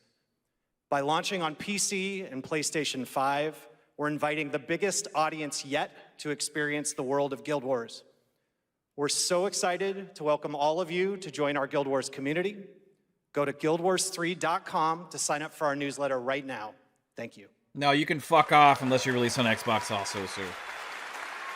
Fuck right off. Fuck you, sir. Fuck you. Thanks, Take your Colin. ass off stage. Get ready to blast across the galaxy with daring races, dangerous rivals, and some very familiar faces. Star Wars Galactic Racer is coming this October. And now it's time to head to a brand new planet, Dervenakos. Now this is pod racing.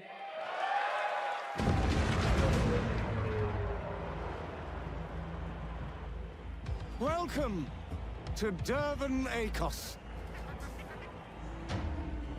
where champions are born and losers annihilated.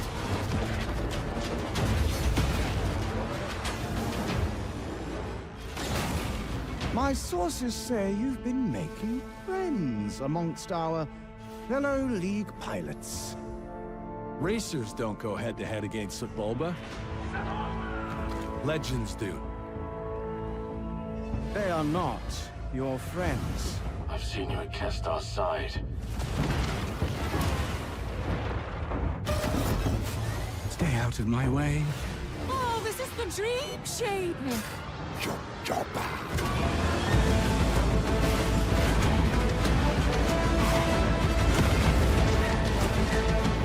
Looking good.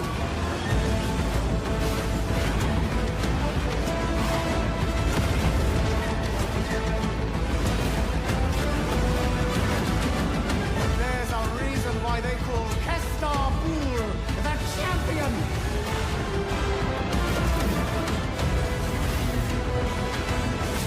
The golden age of the Galactic League begins now!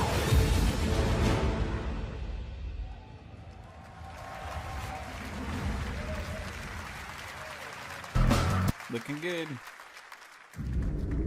Man, Epic's going hard at this fucking show, bro.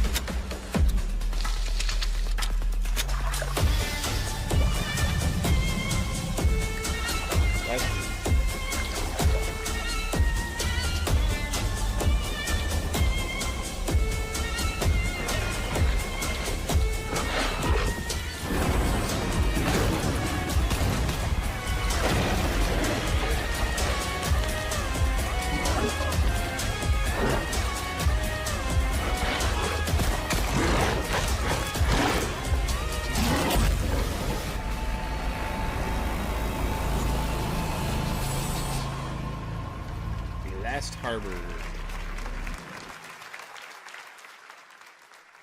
A few years ago, we announced Sega's plans to bring back many of its classic franchises, including Jet Set Radio and Crazy Taxi.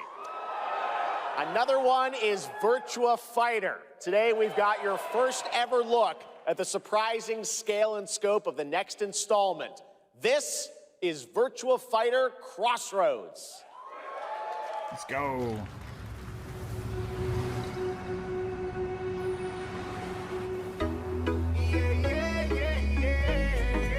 Yeah, yeah, yeah. This is only the beginning. You can do anything you want to do. Y no te crea, these hands of stone. Roberto Duran, son más dura que la brea. Primera ronda te noqueo como Herrera. Primera ronda te noqueo como Herrera. Este soldado está preparado para la guerra. Este soldado está preparado para la guerra. Este soldado está preparado para la guerra. Are we talking about your ex? Hey, I've got an idea for you. Hey, Judzilla. Bet you're hungry after this morning, huh? Same as usual? Your Don't worry, sister's really it'll taking fix this whole again. job thing seriously, huh, Divina? I know. Virtua Fighter with a We're story. kidding Nice. about this being a fighting town. We're all fuck-ups. Otherwise, we wouldn't be living in Villa Sapara.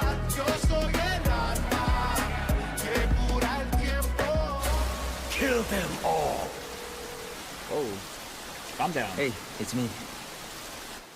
There he is. Shit. This is not gonna blow over, Cielo. You fucked with the Chinese mafia.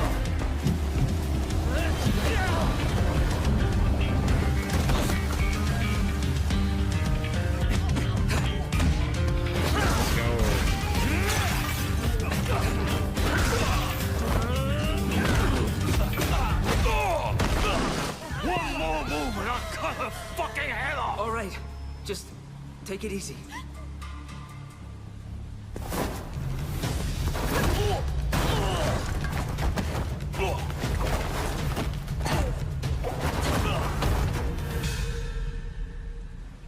That's your...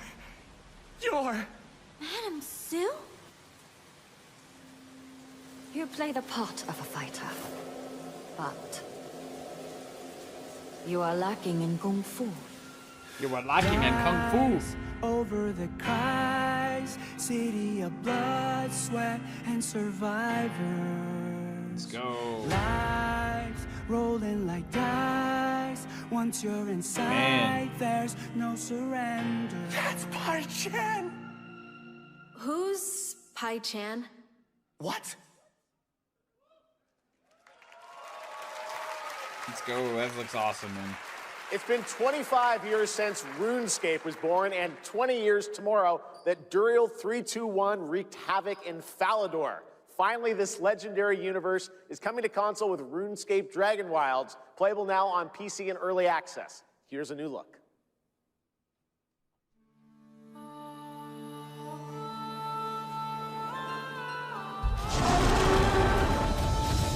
Few survive the land of dragons.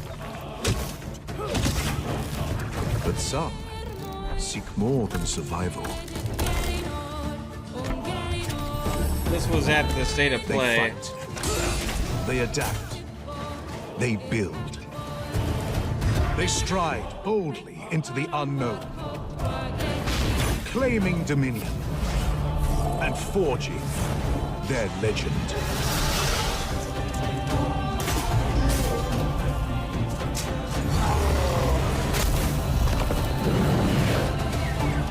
It didn't fix it last time, Calorie.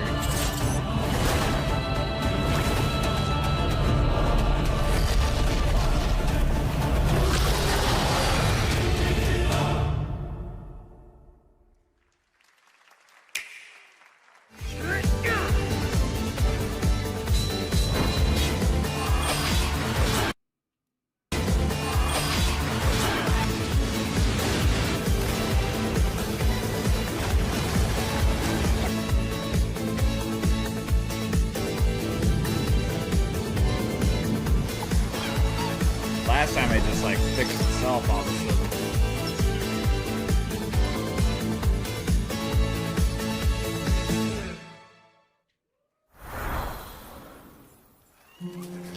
ebbing spring. The skies will clot. Our shedding seeds made piles of rot. Odions cast with tempers rare. Red minnows squirm in tainted clay. 3 virtues known, not all we cast. For wrath, and doom, and death. Our last. Find me, Fawn, or I'll find you.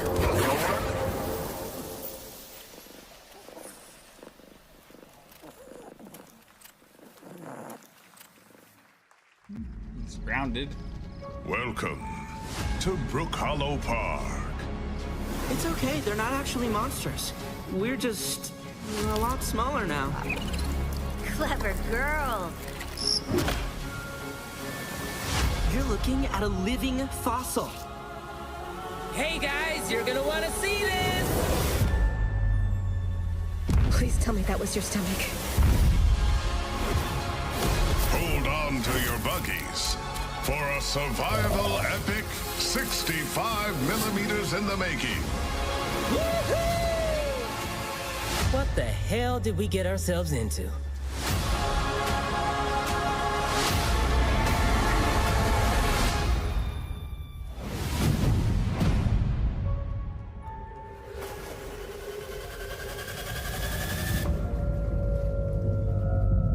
Into the Abyss update. Okay. Cool. Mafia. Some guys leave it to luck. Let it ride on a roll of the dice. What's up, Lord Roughness? How's it going, bro? Not me. You can have all the luck in the world. But what matters is the choice you make when the cards are on the table.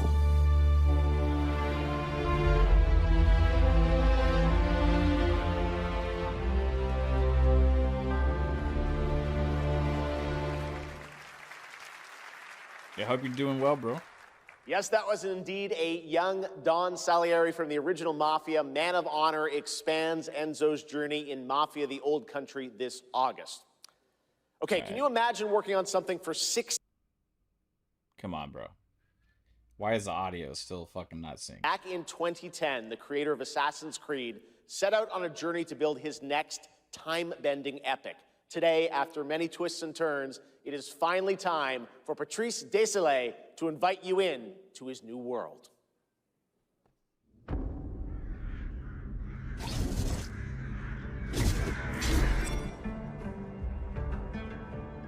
I was born to be the collector. To protect a world I cannot be a part of. Destined to be feared for what I am. It is my fate.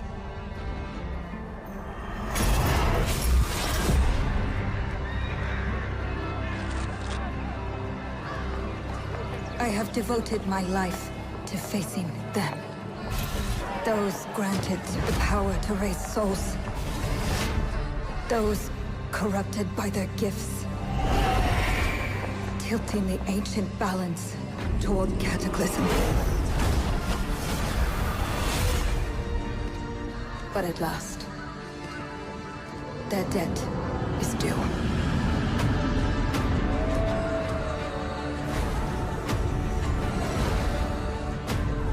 Every choice, every breath has led me to this moment.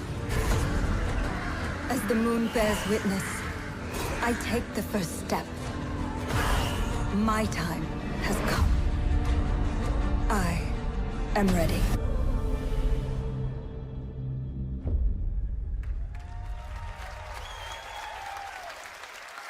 Cool. Thank you, Jeff, and thank you, everyone. 1666 has been a monumental and emotional journey. David Lynch once said, the film is the talking. That's how I feel today about the game. Instead of explaining features, I'll simply say this. As of right now, the prologue is free to download on Steam and Epic Games Store. It's a 30-minute story experience and amuse-bouche, if you will. I'll leave you with a glimpse of what's to come when the game launches on early access later this year. Join us for the journey. Merci and panache kaolis.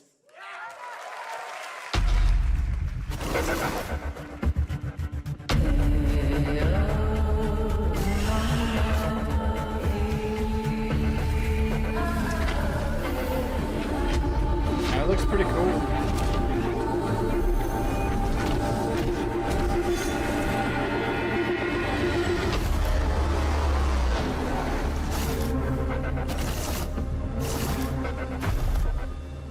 Would you play like as a witch, I guess, you know? Thank you, Patrice. Still to come, we've got a lot of great announcements for you, including a special surprise guest. Oh, Jigsaw. Who's that? What?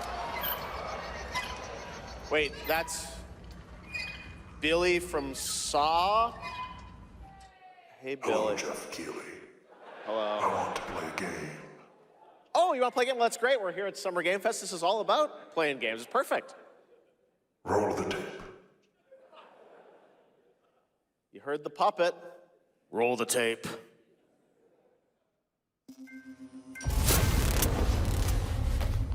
They didn't tell it. They didn't say PTK. I don't know. 100 years have passed since the genesis of your legacy. They call you a monster, but I call you a prophet.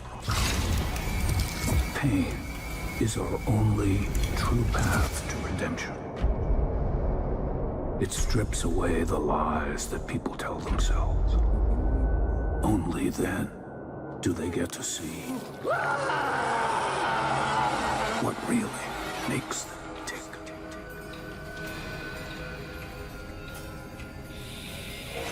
A sacrifice must always be paid in blood. Live or die.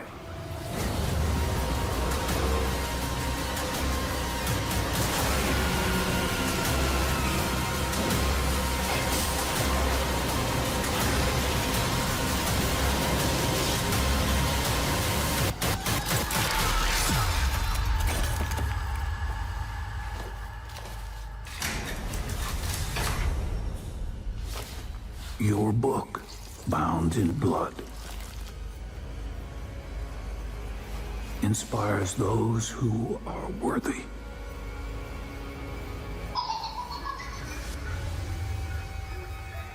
The spiral bleeds ever deeper. Let the games begin. It's a 3v1 multiplayer horror game. Our war's end approaches.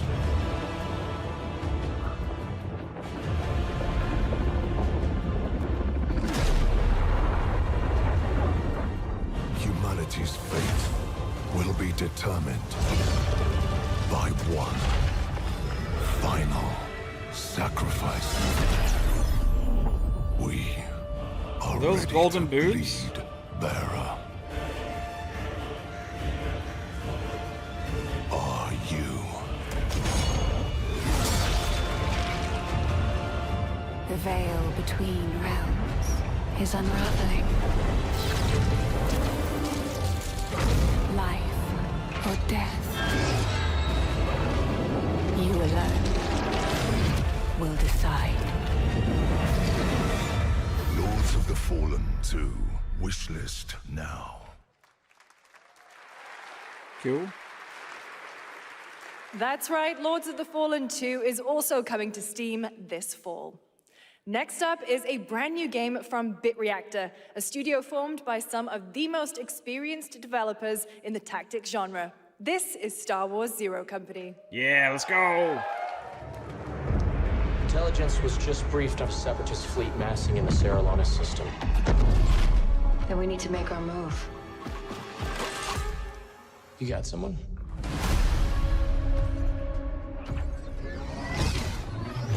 Zero Company.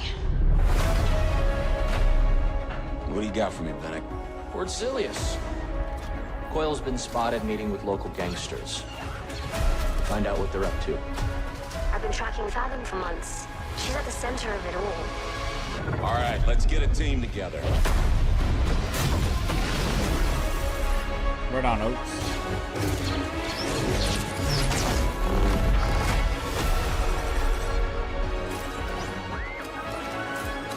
Yeah. Star Wars XCOM, baby. We work with all kinds of folks. Ex-separatists, ex-noble, ex-cons, and we're better for it. We're almost there. We just gotta finish this job. There we go!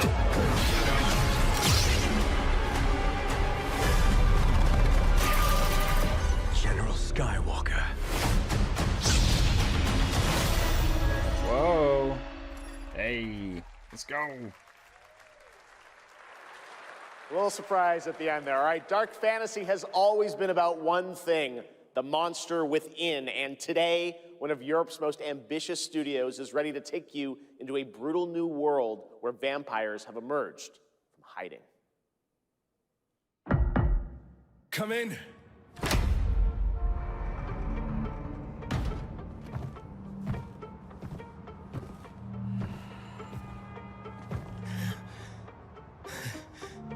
Oh, shit! The box. Please.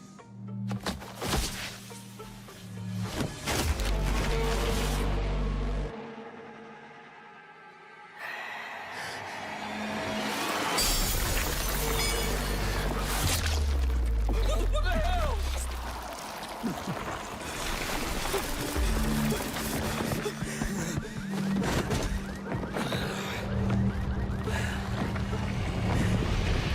You don't give up easy, eh?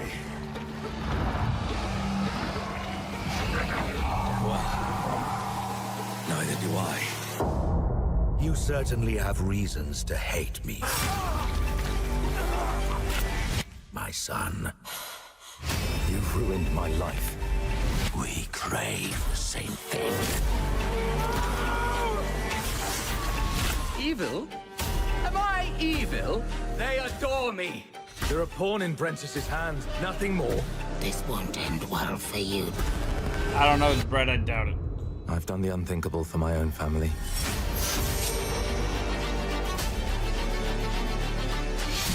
We'll see. Determination is not enough to cheat your fate, Dawnwalker. How many innocents did you drain dry?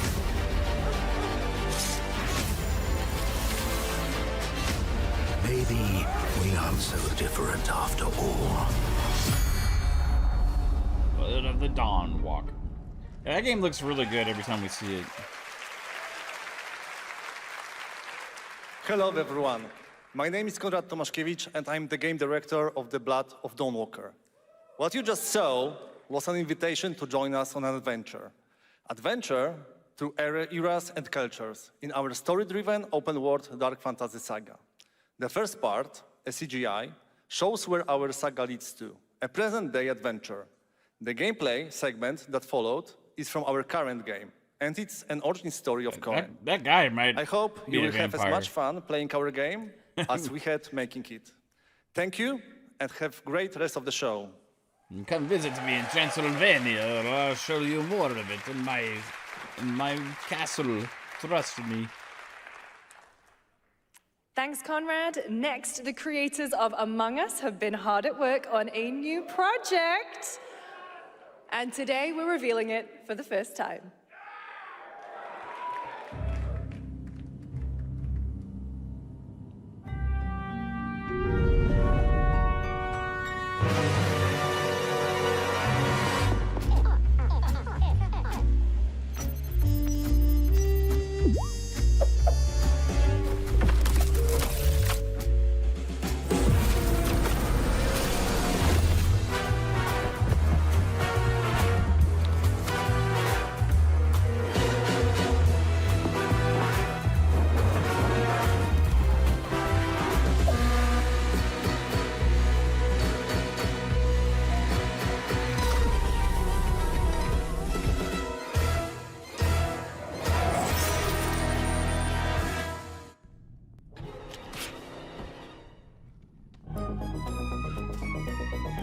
From the Among Us TV series, please welcome Yvette Nicole Brown and Liv Hewson.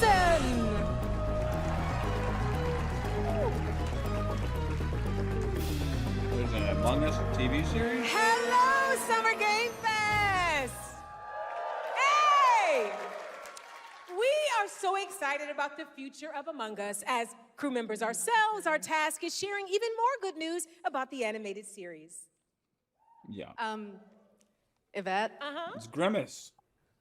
Look, I know fans have been dying for updates, but there's a dead body right there. And the imposter could be any one of us.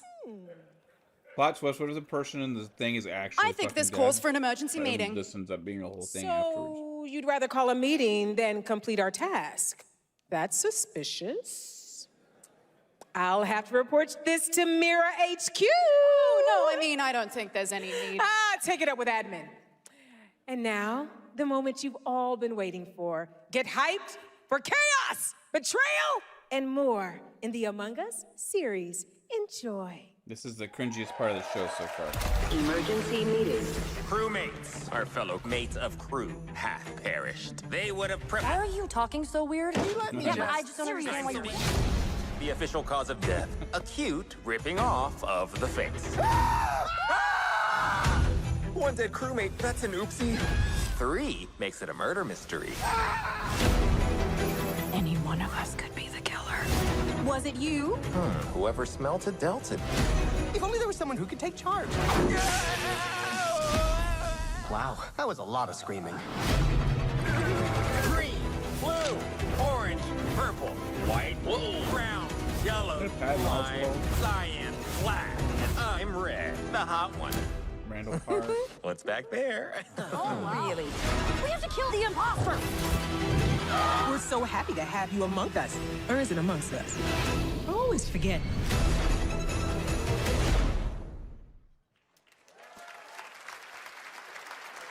Would you believe me if I said some of our biggest surprises That's at not SGF nice, are Sergeant still to Sentinel. come? Stay tuned. And it turns out there's more coming from one of this year's best reviewed games, 007 First Light. Here's a first tease of a new story mission coming later this year. We've received an urgent call from Aleph, James. King Bavma requests MI6's help with a matter most sensitive, and he's asked for you, personally. Our alliance with Bavma is fragile at best, but if he has what he claims to have, well, M figures the reward is well worth the risk. Go back to Aleph and find out what this is all about. Best of luck, 007. Y'all excited to play with Lenny Kravitz?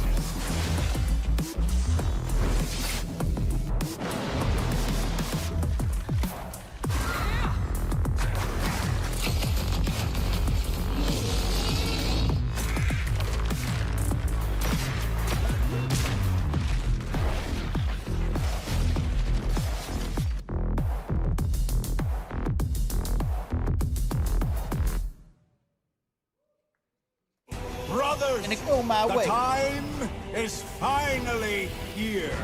I know it's been difficult. All these years, the unbelievers mocked you for your faith. Tonight, we shall show everyone how wrong they were. Sleeper, awaken! There is Gothic.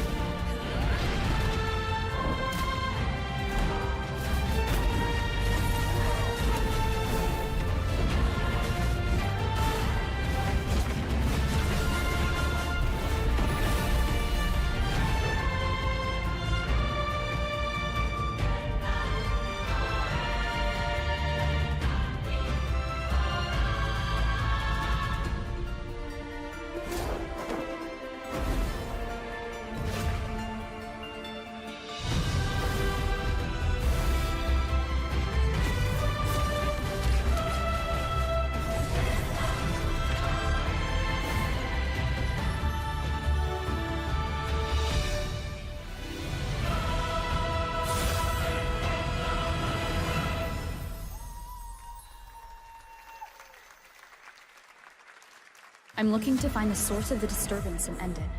To do that, I need a complete picture. Maybe this is all a brain dance, a simulation? Time Cyberpunk. to knock the rust off! Maybe the two of you really are from another universe.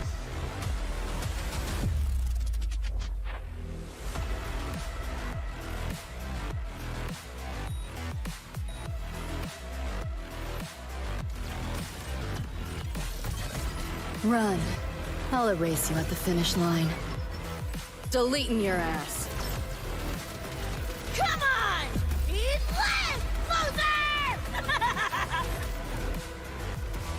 I can feel it. That Nightmare Tacit Discord is looking for us. Lucy! Wuthering Waves cross Cyberpunk Edge Runners. Interesting.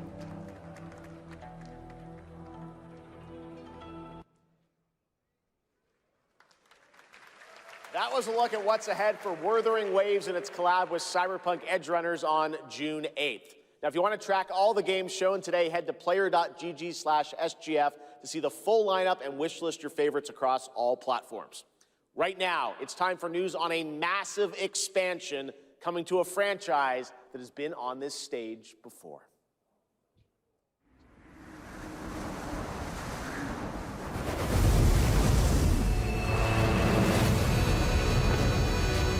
Monster Hunter.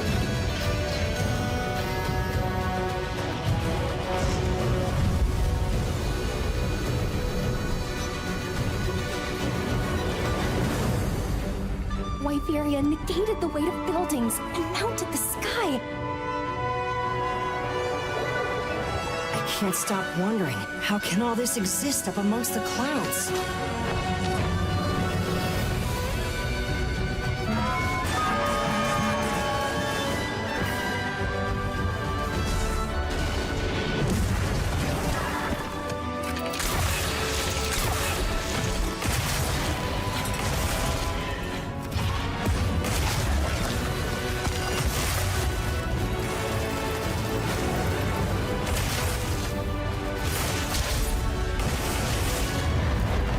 They can affect the environment with just their presence.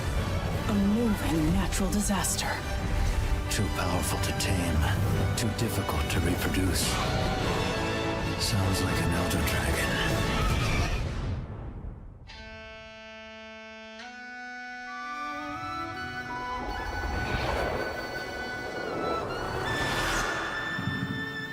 Monster Hunter Wilds Ascendance.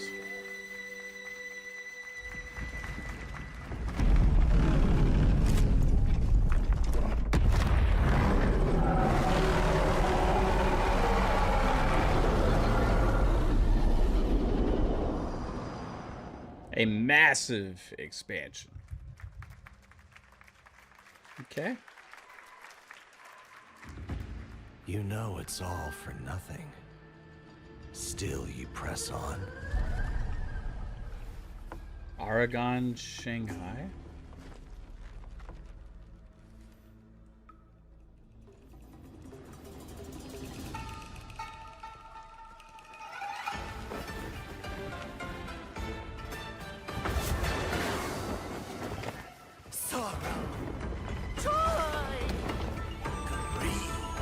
Obsession!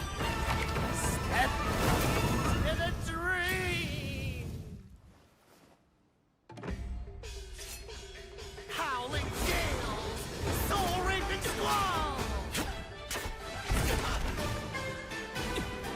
Sky sprouting! Halberds from the vessel!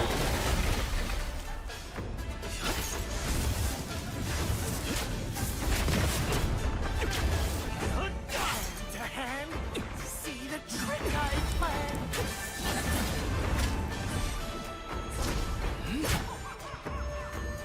Empty-handed I come. Yeah, 2027 is looking insane. Feast your eyes.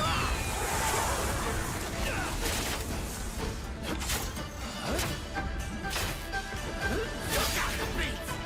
Blades of war.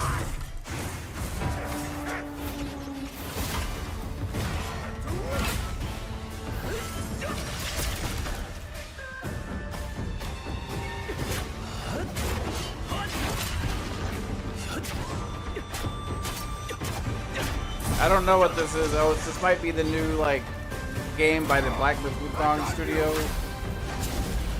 Not sure.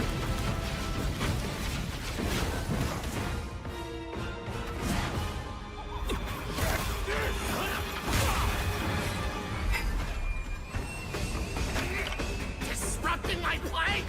You know not your place!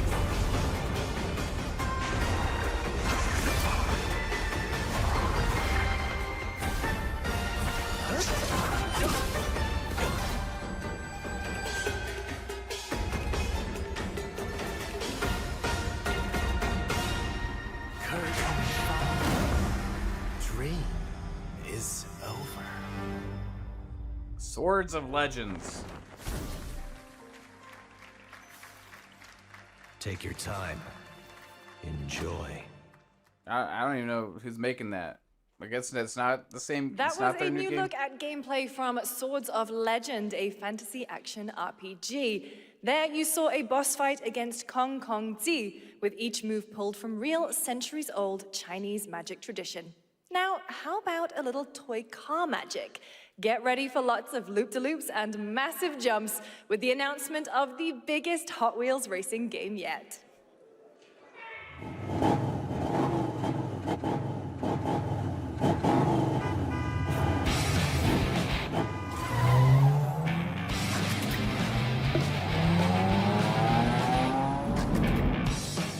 Open world Hot Wheels game?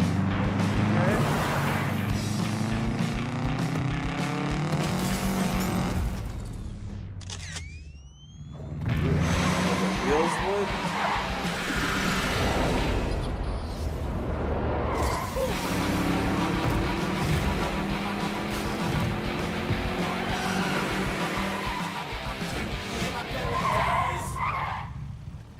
I want to see actual gameplay than I just in-engine footage.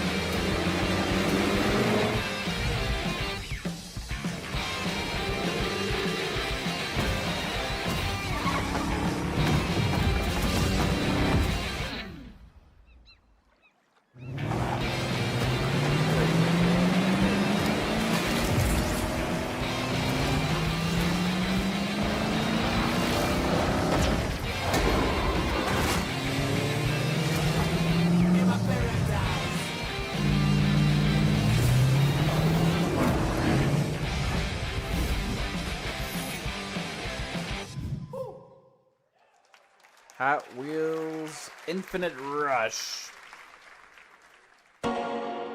Sega!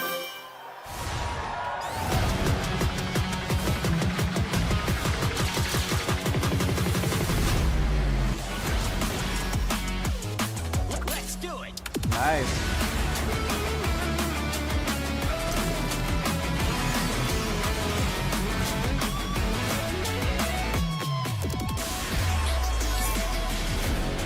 They got for here too. Godzilla? What? It's Godzilla.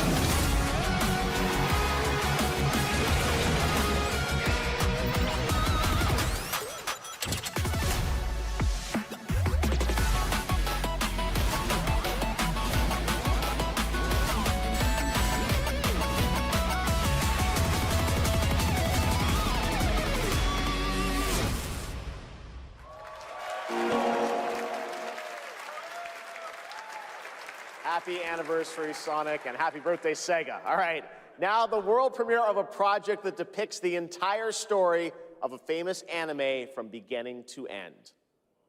Dedicate your heart to this.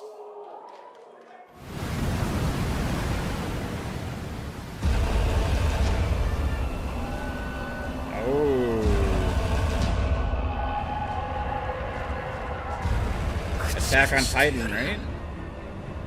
この世から一匹残らず逃がすな殲滅しろ死ぬな生き延びろ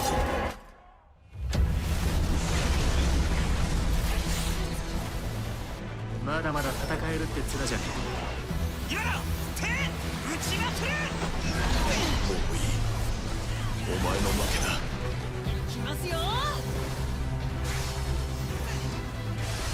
ついてこられる。やっぱり巨人って素晴らしいな。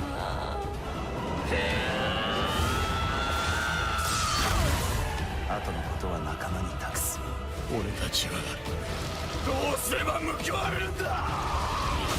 この目で奴らが捧げた命の行方を見届ける。ありがとう。ごめん。さよなら。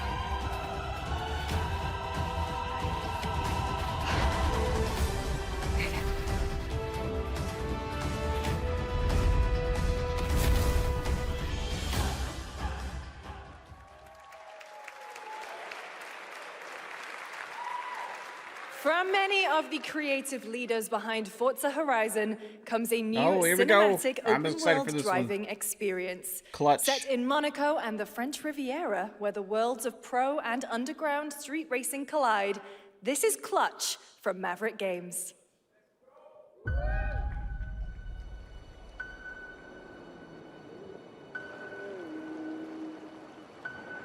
It's the one I've been waiting to see.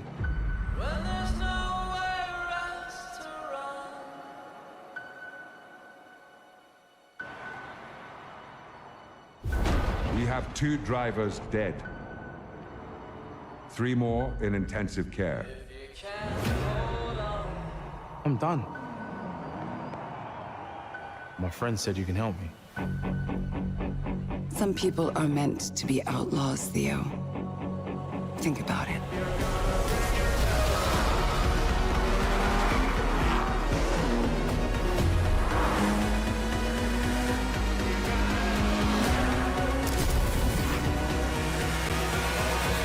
I did all that for you to get out of trouble.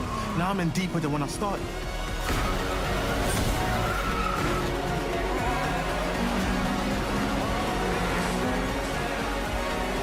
I can't be taking risks like this.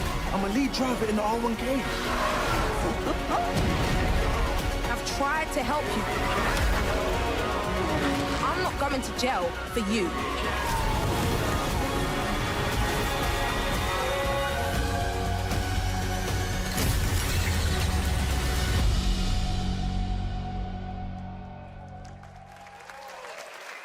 Looks pretty sick. They got like a story to it. It's like open world. There's also like a lot of customization and shit. Like it looks pretty cool, man. Will plant fear or respect. You'll harvest one.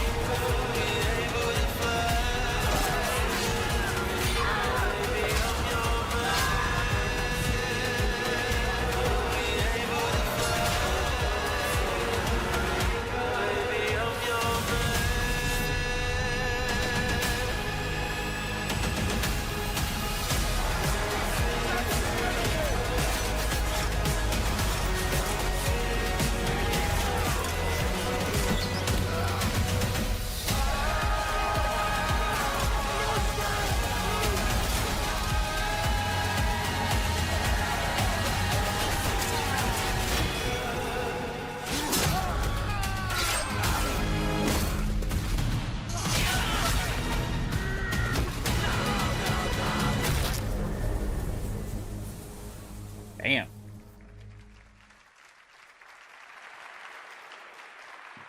We have lots more Summer Game Fest ahead, and trust me, you definitely will want to stick around. Right now, here's a new look at Sea of Remnants from NetEase. I hear you, Fuzz.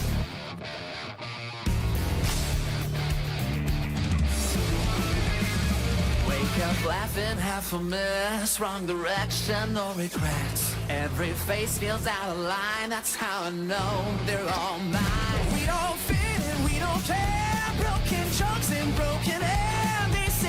but back to age. With your side another flame. Make it out, don't look back. Burn this moment till it cracks. If this one won't let us stay, we'll steal this night. Make it loud. Say we're lost, say we're strange, say we'll fade and drift away. But if memory lets us choose, I'll remember all of you. Hands up, shout it out loud, laughing over the doubt. If tomorrow cleans the slate, let tonight decide our name.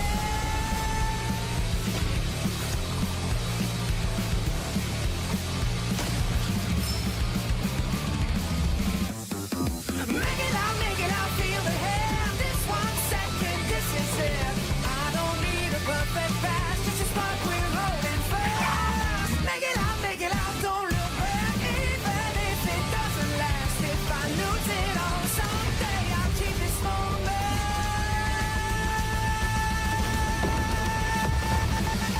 Make it loud. In a world, in a room. Don't know what that on was. A shelf.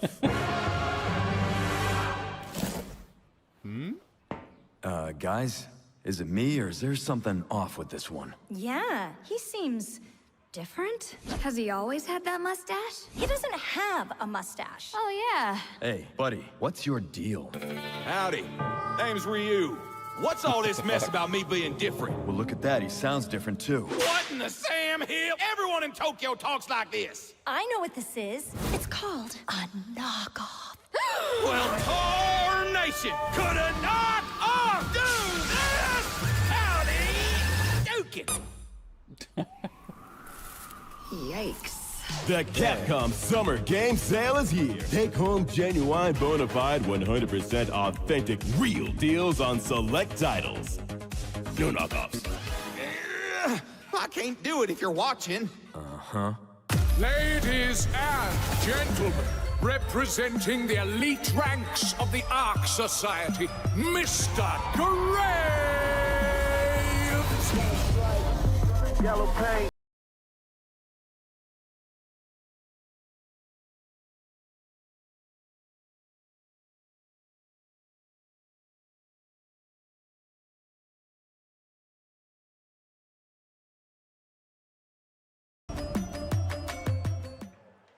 It's crazy.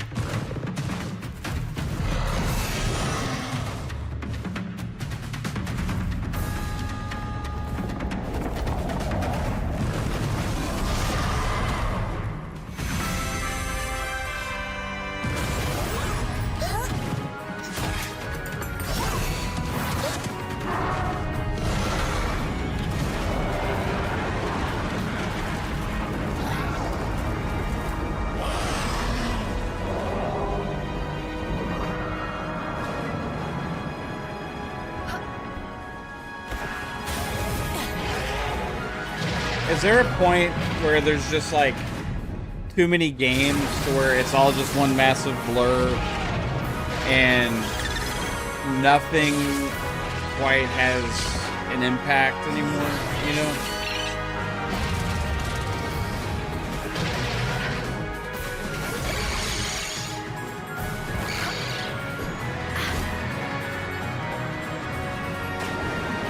Remember, the show started out fire. I just can't remember almost any of it now because I feel like my brain has been like oversaturated.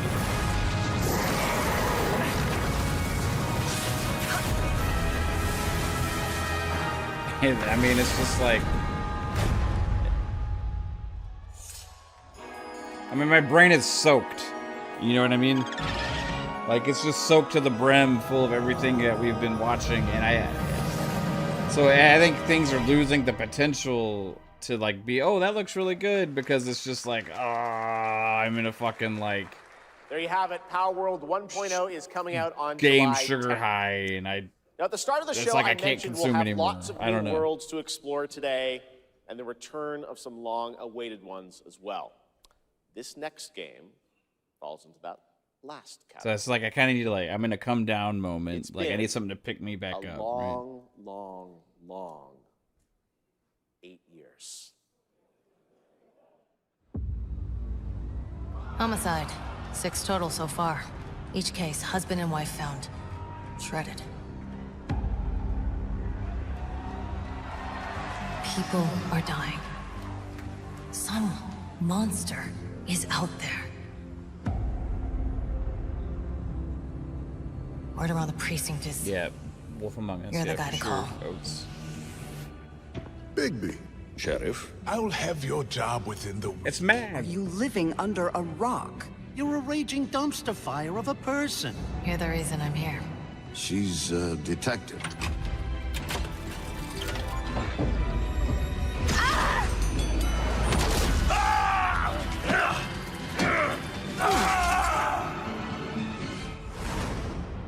Ready to get to work?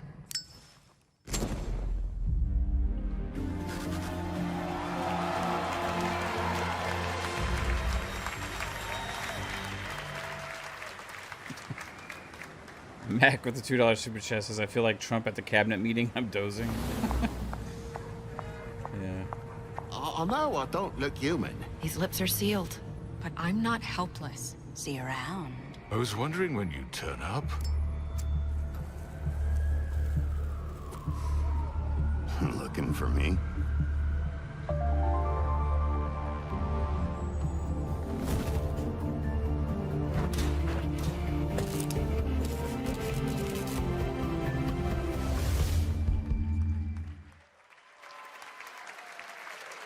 That's right, Bigby is finally back. And as we wait for his new adventure in 2027, check out The Wolf Among Us Remastered this holiday. Now, this next game comes from an acclaimed studio that is deep into development on its next project. We feel like the Telltale games really need remasters. I mean, I guess if they really do it out, like, we gotta see it, you know, but like... 지금 넥서스 섹터 방향으로 가는 외선순환 열차가 들어오고 있습니다. The outer circle line train bound for Nexus sector is now arriving. Please wait for everyone to exit before boarding.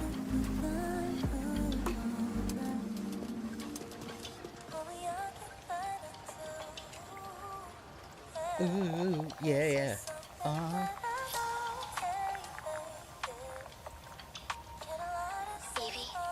Evie. Is this another new Stellar Blade? I'm listening. Or something? No? Scarlet No, Sin. it's definitely That's not. the beginning and end of it all. How about you try taking a hit? You're acting a little strange today. Maybe? I don't know what this is. It's our first mission in a while. Aren't you a little excited? Stop saying weird things. Okay, take it easy. I'm saying Evie. They're moving. Initiating C3 sync. Ready, Angel. Roger, Kenna. Tracking. 출입문 닫습니다. Doors closing. Yeah, I think it might be. Yeah. How's it looking out there? I can't Yeah, stand definitely. crowds. It'd be better for both of us if we got out of here quickly. In the movies, this is always where things go wrong. Hey. Well, just saying. It's a cliche. Wait, the target stopped. Hearken! The pulse rain shall cease! Parasite Eve. Parasite Eve.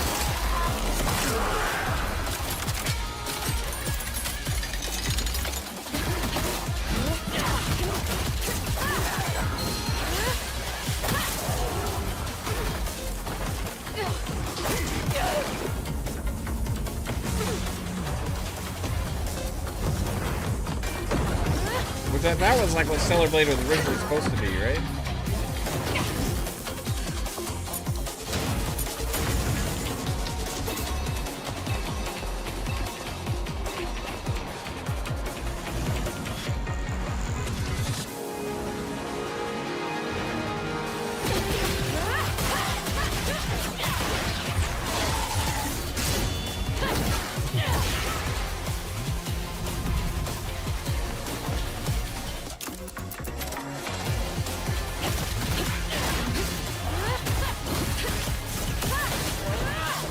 That booty was jiggling, guys.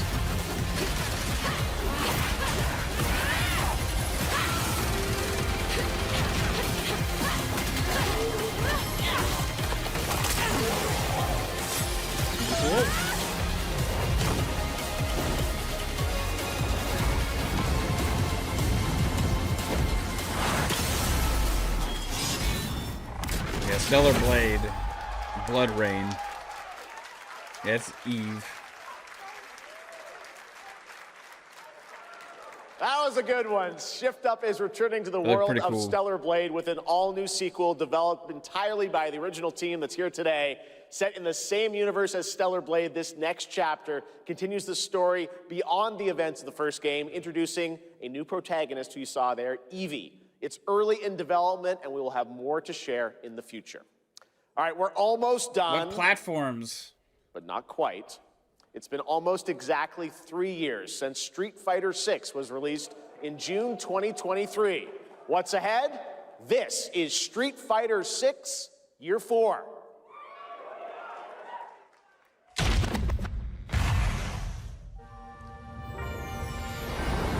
Street Fighter VI is already entering Year 4, but I can sense that we already have new challengers on the horizon.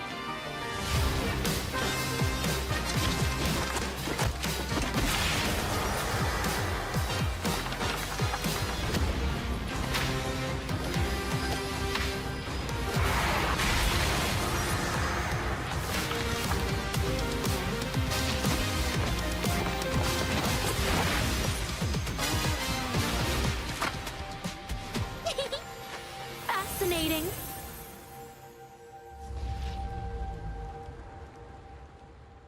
Cool. Oh, here we go.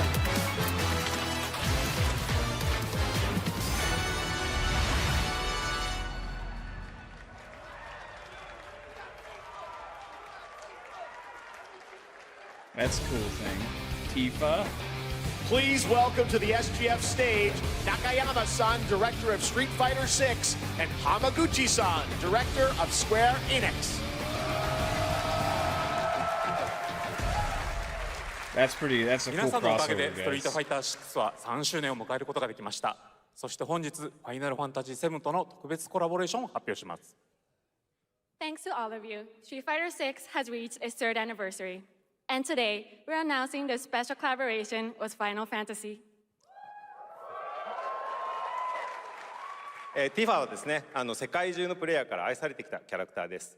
だからこそ目指したのは、ストリートファイター6の世界で本当に戦っているティファの姿です。Tifa is a character loved by the players all around the world. That's exactly why our goal was this, to bring to life a Tifa who truly fights within the world of Street Fighter VI. 衣装や動きまで再構築してストリートファイターのティファとして形にしました。マテリアもそのままではなく新たなバトルシステムとして再設計しています。Everything from her design to movement has been rebuilt as Tifa the Street Fighter. Materia has also been reimagined as a new gameplay system. そして今日はまだお見せできないんですが、ファイナルファンタジーの象徴的な要素もバトルに落とし込んでいます。We cannot show it today, but we adapted an iconic Final Fantasy element to the battle experience. ティファの戦いはまだまだ終わりません。ぜひこれからの展開にも期待してください。Tifa's fight is far from over. We hope you all look forward to what's coming next. ありがとうございます。ありがとうございます。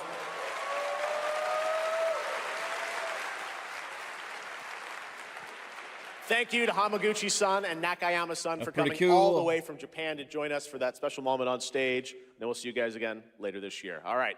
Well, now it has come time for our final announcement. I know.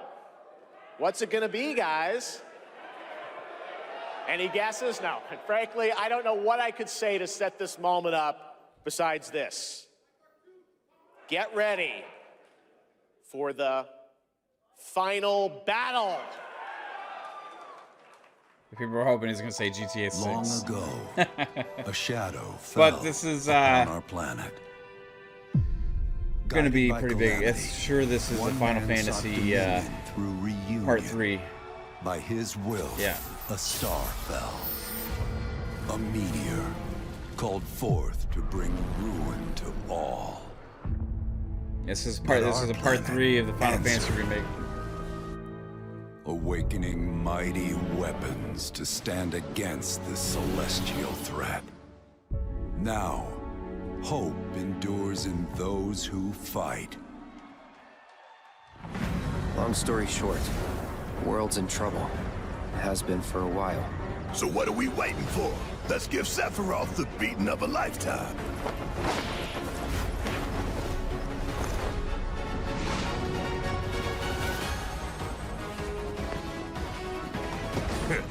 You're mine.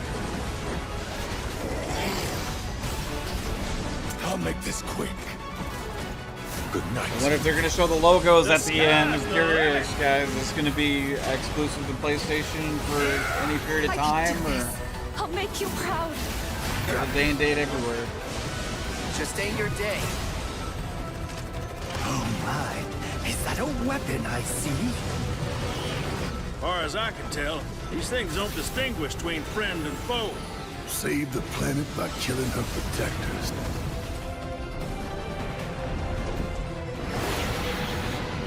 Let us put your faith to the test, Cloud. What's it called?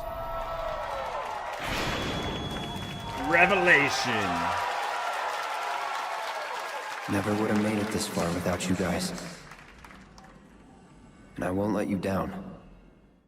I promise.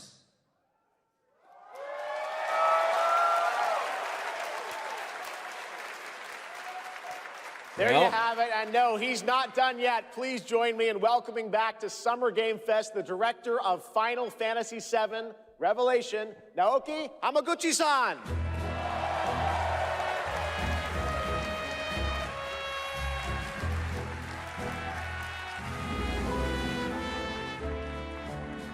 I'm back!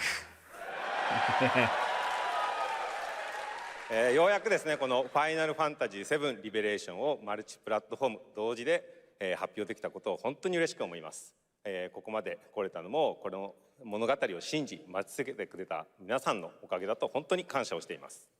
I'm truly delighted to unveil Final Fantasy VII Revelation, which is launching simultaneously on all platforms. Yes! There we fucking go! Let's go. And we've only been able to come this far thanks to every single one of you who continued to believe in this story and waited for this moment with us. As a big deal, guys. As a fucking big deal. 決意です。クラウドたちは最後の戦いに進むため、それぞれの決意と向き合います。The central theme of this title is resolve. Cloud and his companions each confront their own destinies and find the resolve to march toward the final battle. そして私自身もこのシリーズを完結させるという決意を胸にこの作品と向き合ってきました。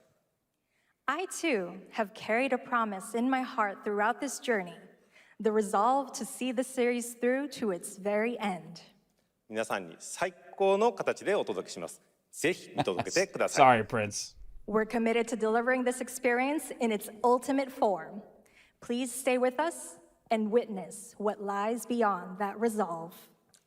Today, to help guide us on our path, please show me in Welcome to the Stage, the voice of Vincent Valentine, Matt Mercer.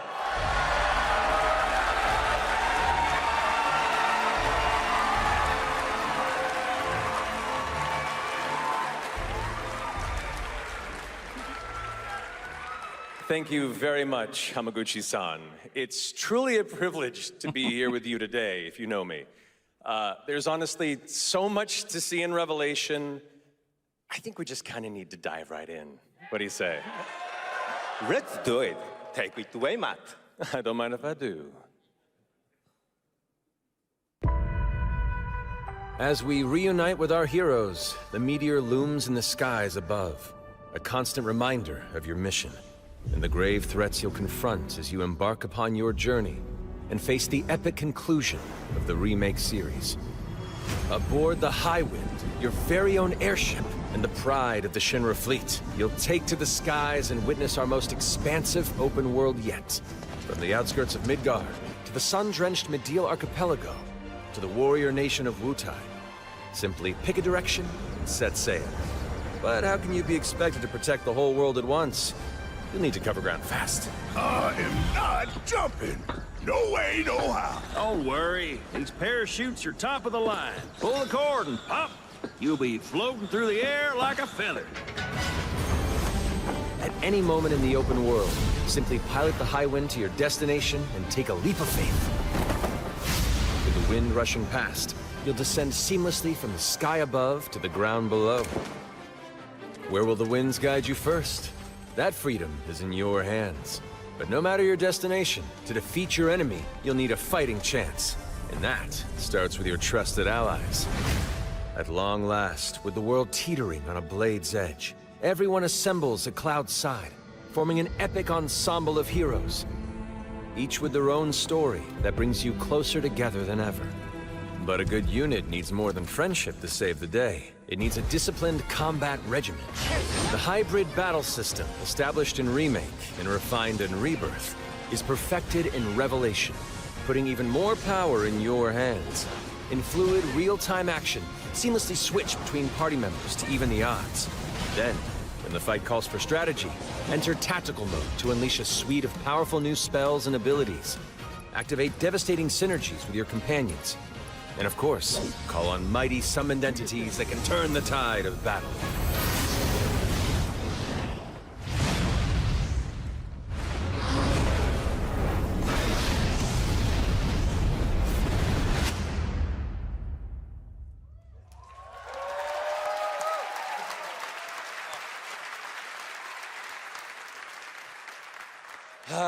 Summoning Ifrit never gets old. There are truly some chill-inducing fights ahead in Revelation. I'm so excited to see all of your reactions. It's gonna be amazing. I'm guessing you have a favorite character to play in battles? I might be a little biased, but and since you brought it up, let's have a look at our newest coffin-dwelling companion, Vincent Valentine.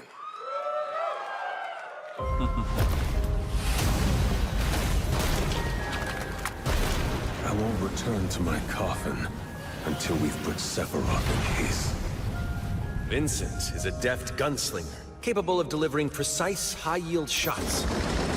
But there's more to this secretive former Turk than meets the eye. The result of experimentation at the hands of Shinra. Vincent can transform into the Galleon beast at the press of a button, gaining tremendous power while transformed. And when combined with the skills of a certain ace pilot, their high-impact synergies disrupt the fight with ferocious results. The Leaping Lancer, the Dashing Dragoon, the one and only Sid Highwind. Sid Highwind, the cantankerous pilot extraordinaire, joins the party and their mission to defeat Sephiroth. Sid's command of his lance allows him to rapidly close the distance for powerful strikes, or engage in sweeping area of effect attacks to bring a whole host of enemies to heel. But to fully control the battlefield, skill with a weapon only gets you so far. To further augment your combat capabilities, try this on for size. Function Integrated Tactical Suitwear, or the FITS system for short, allows you to further customize your playstyle with new uniforms imbued with unique movesets. Alongside your equipment and materia, FITS gives you an extra edge in battle. And to face what's coming, you'll need all the strength you can muster. This is a big, in-depth Sensing its look, fate man. hanging in the balance, the planet pretty itself fucking has sick. unleashed its last line of defense. The weapons. Ancient beasts that are larger than life and capable of untold destruction. Will you be enough to stop them before it's too late? As the world is torn apart, you and your friends must unite. In Revelation, we come to the thrilling conclusion of the Final Fantasy VII saga. And your mission is clear. Take up your Buster Sword, equip your materia, and stand together. One last time. These skies belong to me! Hope you're ready!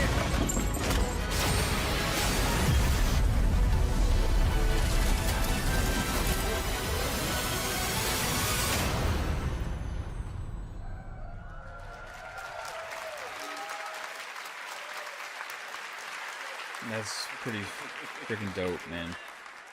Well, thank you all. Thank you, Hamaguchi-san, for bringing us this extended look at Final Fantasy VII Revelation.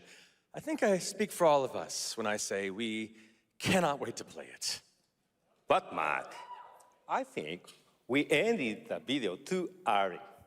I hate to leave a story unfinished. Is that right? Well, then, we better take a look.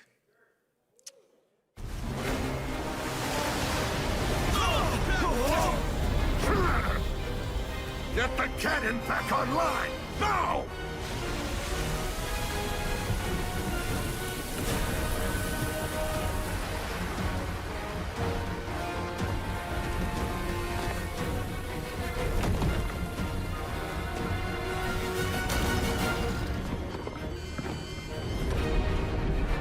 We're gonna get a release date.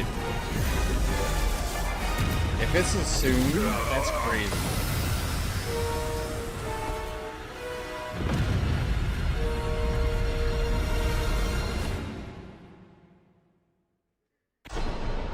Spring. At last, 2027. promise is fulfilled. Literally everywhere. The journey Even on Switch too. ends here. Wow. That's awesome, man.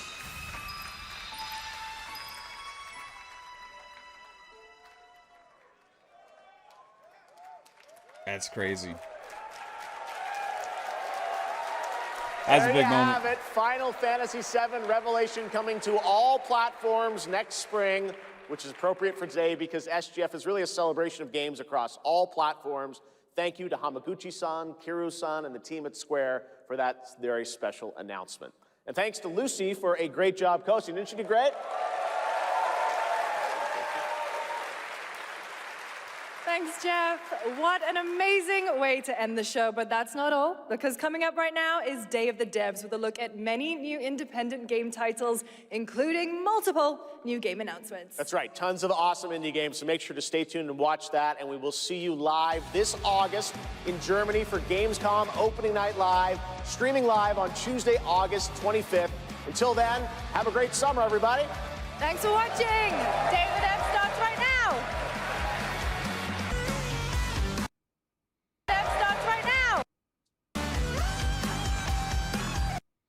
All right, guys. Man, I was like teetering back and forth on how I was feeling about the show because, like, you know, they started off with a fucking bang, you know, then it went to a lot of like, hey, pretty cool stuff, you know, but it was just so much of the pretty cool stuff. There was just so much of just the pretty cool stuff. I mean, it was like, oh my god, it was kind of put me into this like thing where I just had no emotion or feeling about anything I was seeing anymore. You know, there's no, like, it was just like things. I was just seeing things, you know.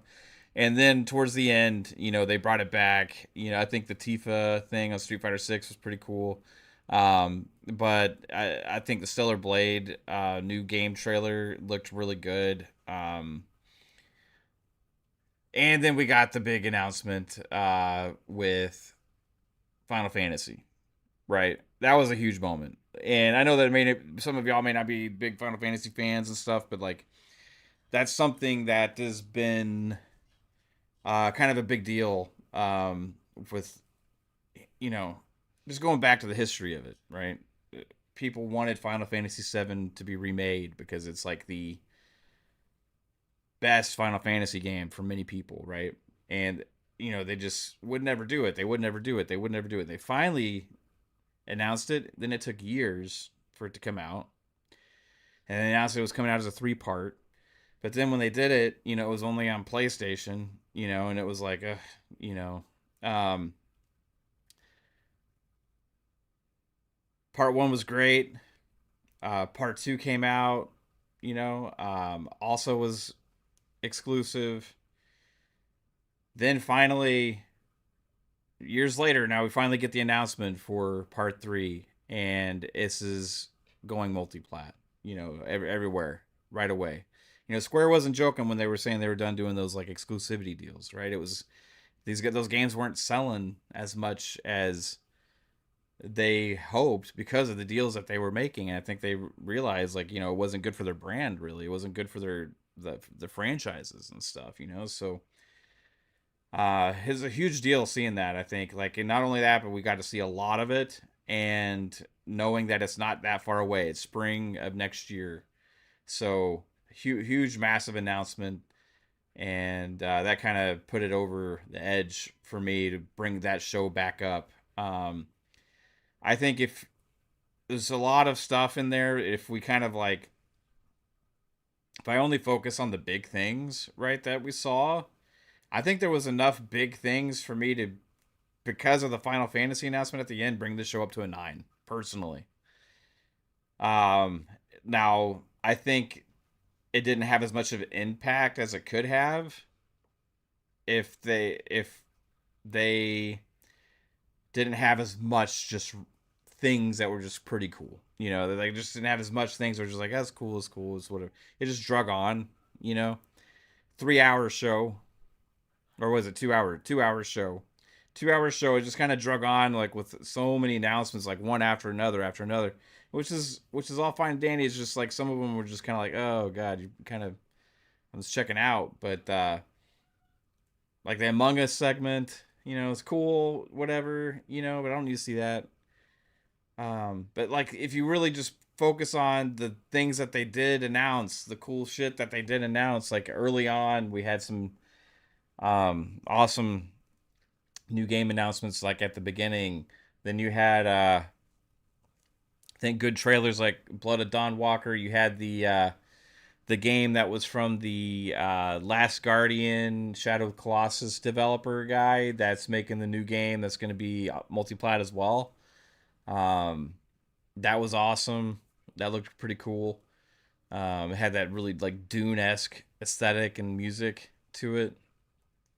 But yeah, it's a big way to end, man. Big way to end.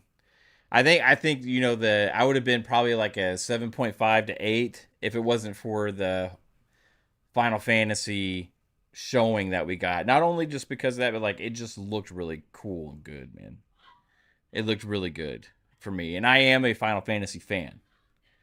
So, for me that was a big announcement. That was a huge announcement. Crossfire looked really good midway. I'm just like, I have PTSD from Crossfire X. So when I saw the name Crossfire, I'm like, you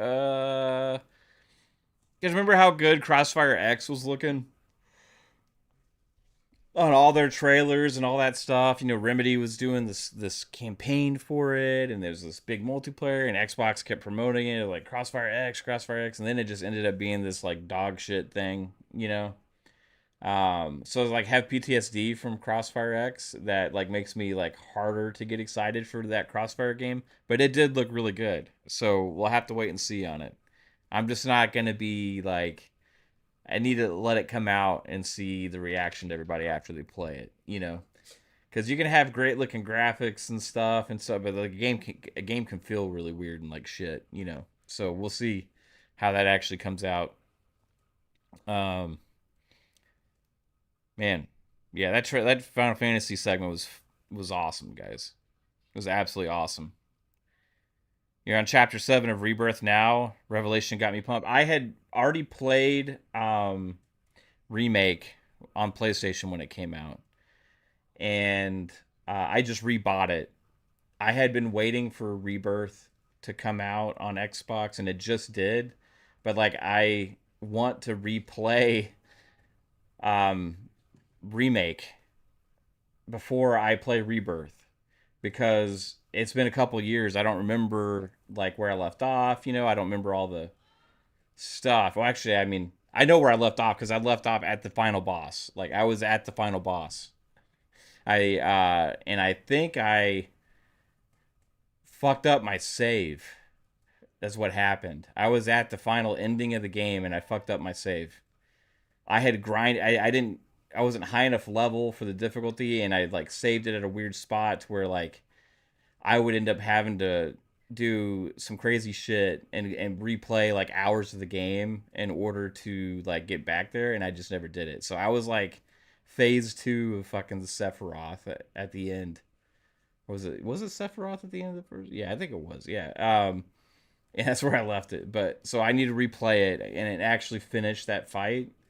Then I'm going to pick up Rebirth, and I'm going to plan on doing both of those before getting into Revelation. The Code Veronica announcement was great. I thought the Virtua Fighter Crossroads was great. The 1666 Amsterdam game looked cool.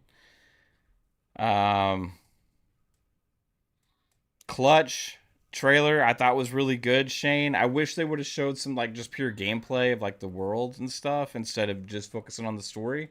But I'm sure we'll get plenty of opportunities to see that stuff. Man. And you know what's crazy is seeing all of these games, these crazy, amazing, impressive games announced date multiplat to go into the Series X and S, and the devs of No Rest for the Wicked Moon Studios can't figure out how to get fucking that game to the S. Yeah, that's fucking bullshit, man. That's a skill issue, bro. That's a skill issue. Like, you can't have these fucking games that we're seeing at this showcase like release everywhere right day and date that are way more crazy impressive looking than No Rest for the Wicked, man. Like you get like that's a skill issue, bro. You got to optimize, man. You got to sit your studio down. You need to have some training being done. You got to figure that shit out, guys, cuz no like a lot of people that are making way bigger shit, way more impressive shit are not having those problems, dude. Even if it is like maybe take more work to optimize, they're fucking doing it. Ain't no excuse for you, No Rest for the Wicked devs, man. Don't go out there and throw out bullshit when we all know that we all can see through that shit now. But yeah, it was cool, man, to see. I mean, there was like Guild Wars 3 was I think PC and PS5 only, but like besides that, I mean, most of all of these games were releasing on everything, man. And I think we're seeing less of these exclusive deals done and stuff because these devs need to sell their damn games. You know, like we talked about it before, there's a lot of studios just a lot of games ain't selling like they used to, so you need to be as many places as possible on these multiplats. Yeah, Mr. Waffles again. Yeah, you know, No Rest runs on a Steam Deck, so they can f off with that excuse. 100%, dude. 100%. Yeah, man, a lot of good games. I'm gonna kind of rewind, go back, just kind of see a few highlights because I mean it was a fucking blur. Everything that they showed.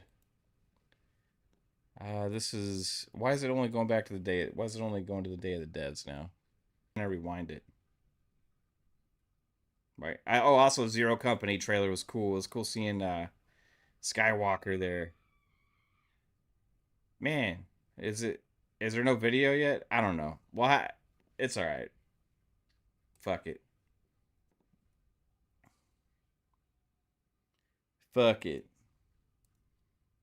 We talked about some of the highlights. Yeah, I'm gonna give it a solid 9, man. I think Keeley had a good show. It was a little overfilled. It was overfilled, overstuffed. You know, it was like sometimes more isn't always better. You know, but overall, I think it was a good show. He had really good things in the show. He had really good things in the show, you know, things that I'm genuinely excited for.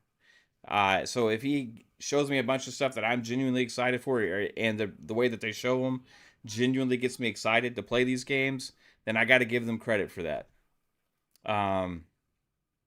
They were losing me for a while. If they didn't have that big announcement at the end, and it wasn't something that hit at the end, then I would have probably said like a 7. But, you know, that one big thing is a massive deal, you know? And it's not GTA 6, right? But this was about as big of an announcement as you can get that's not GTA 6, you know? Now, I know not everybody's JRPG fans and stuff, but that's a pretty fucking big deal what they just did there. So, chat, you guys always rock. Thank you always for watching these with me. I'm drained. I'm fucking drained. I'm just going to be honest with you. Tomorrow will not probably be a stream. We'll see. If something crazy happens and we see a bunch of cool shit, maybe I'll end up going live for like a math cast or something. But until then, until Sunday, probably you won't see me again. Sunday Xbox Showcase will be going live at I think 12 Eastern time. 11 Central. So look forward to that. We're gonna have a family reunion here on Fun Speculation Pong will be here. PTK is gonna be here. Psycho's gonna be here. I don't know who else is gonna be here, but it should be fucking awesome. And we're looking forward to having a good time, man. So thank you again. Hope you have a good one.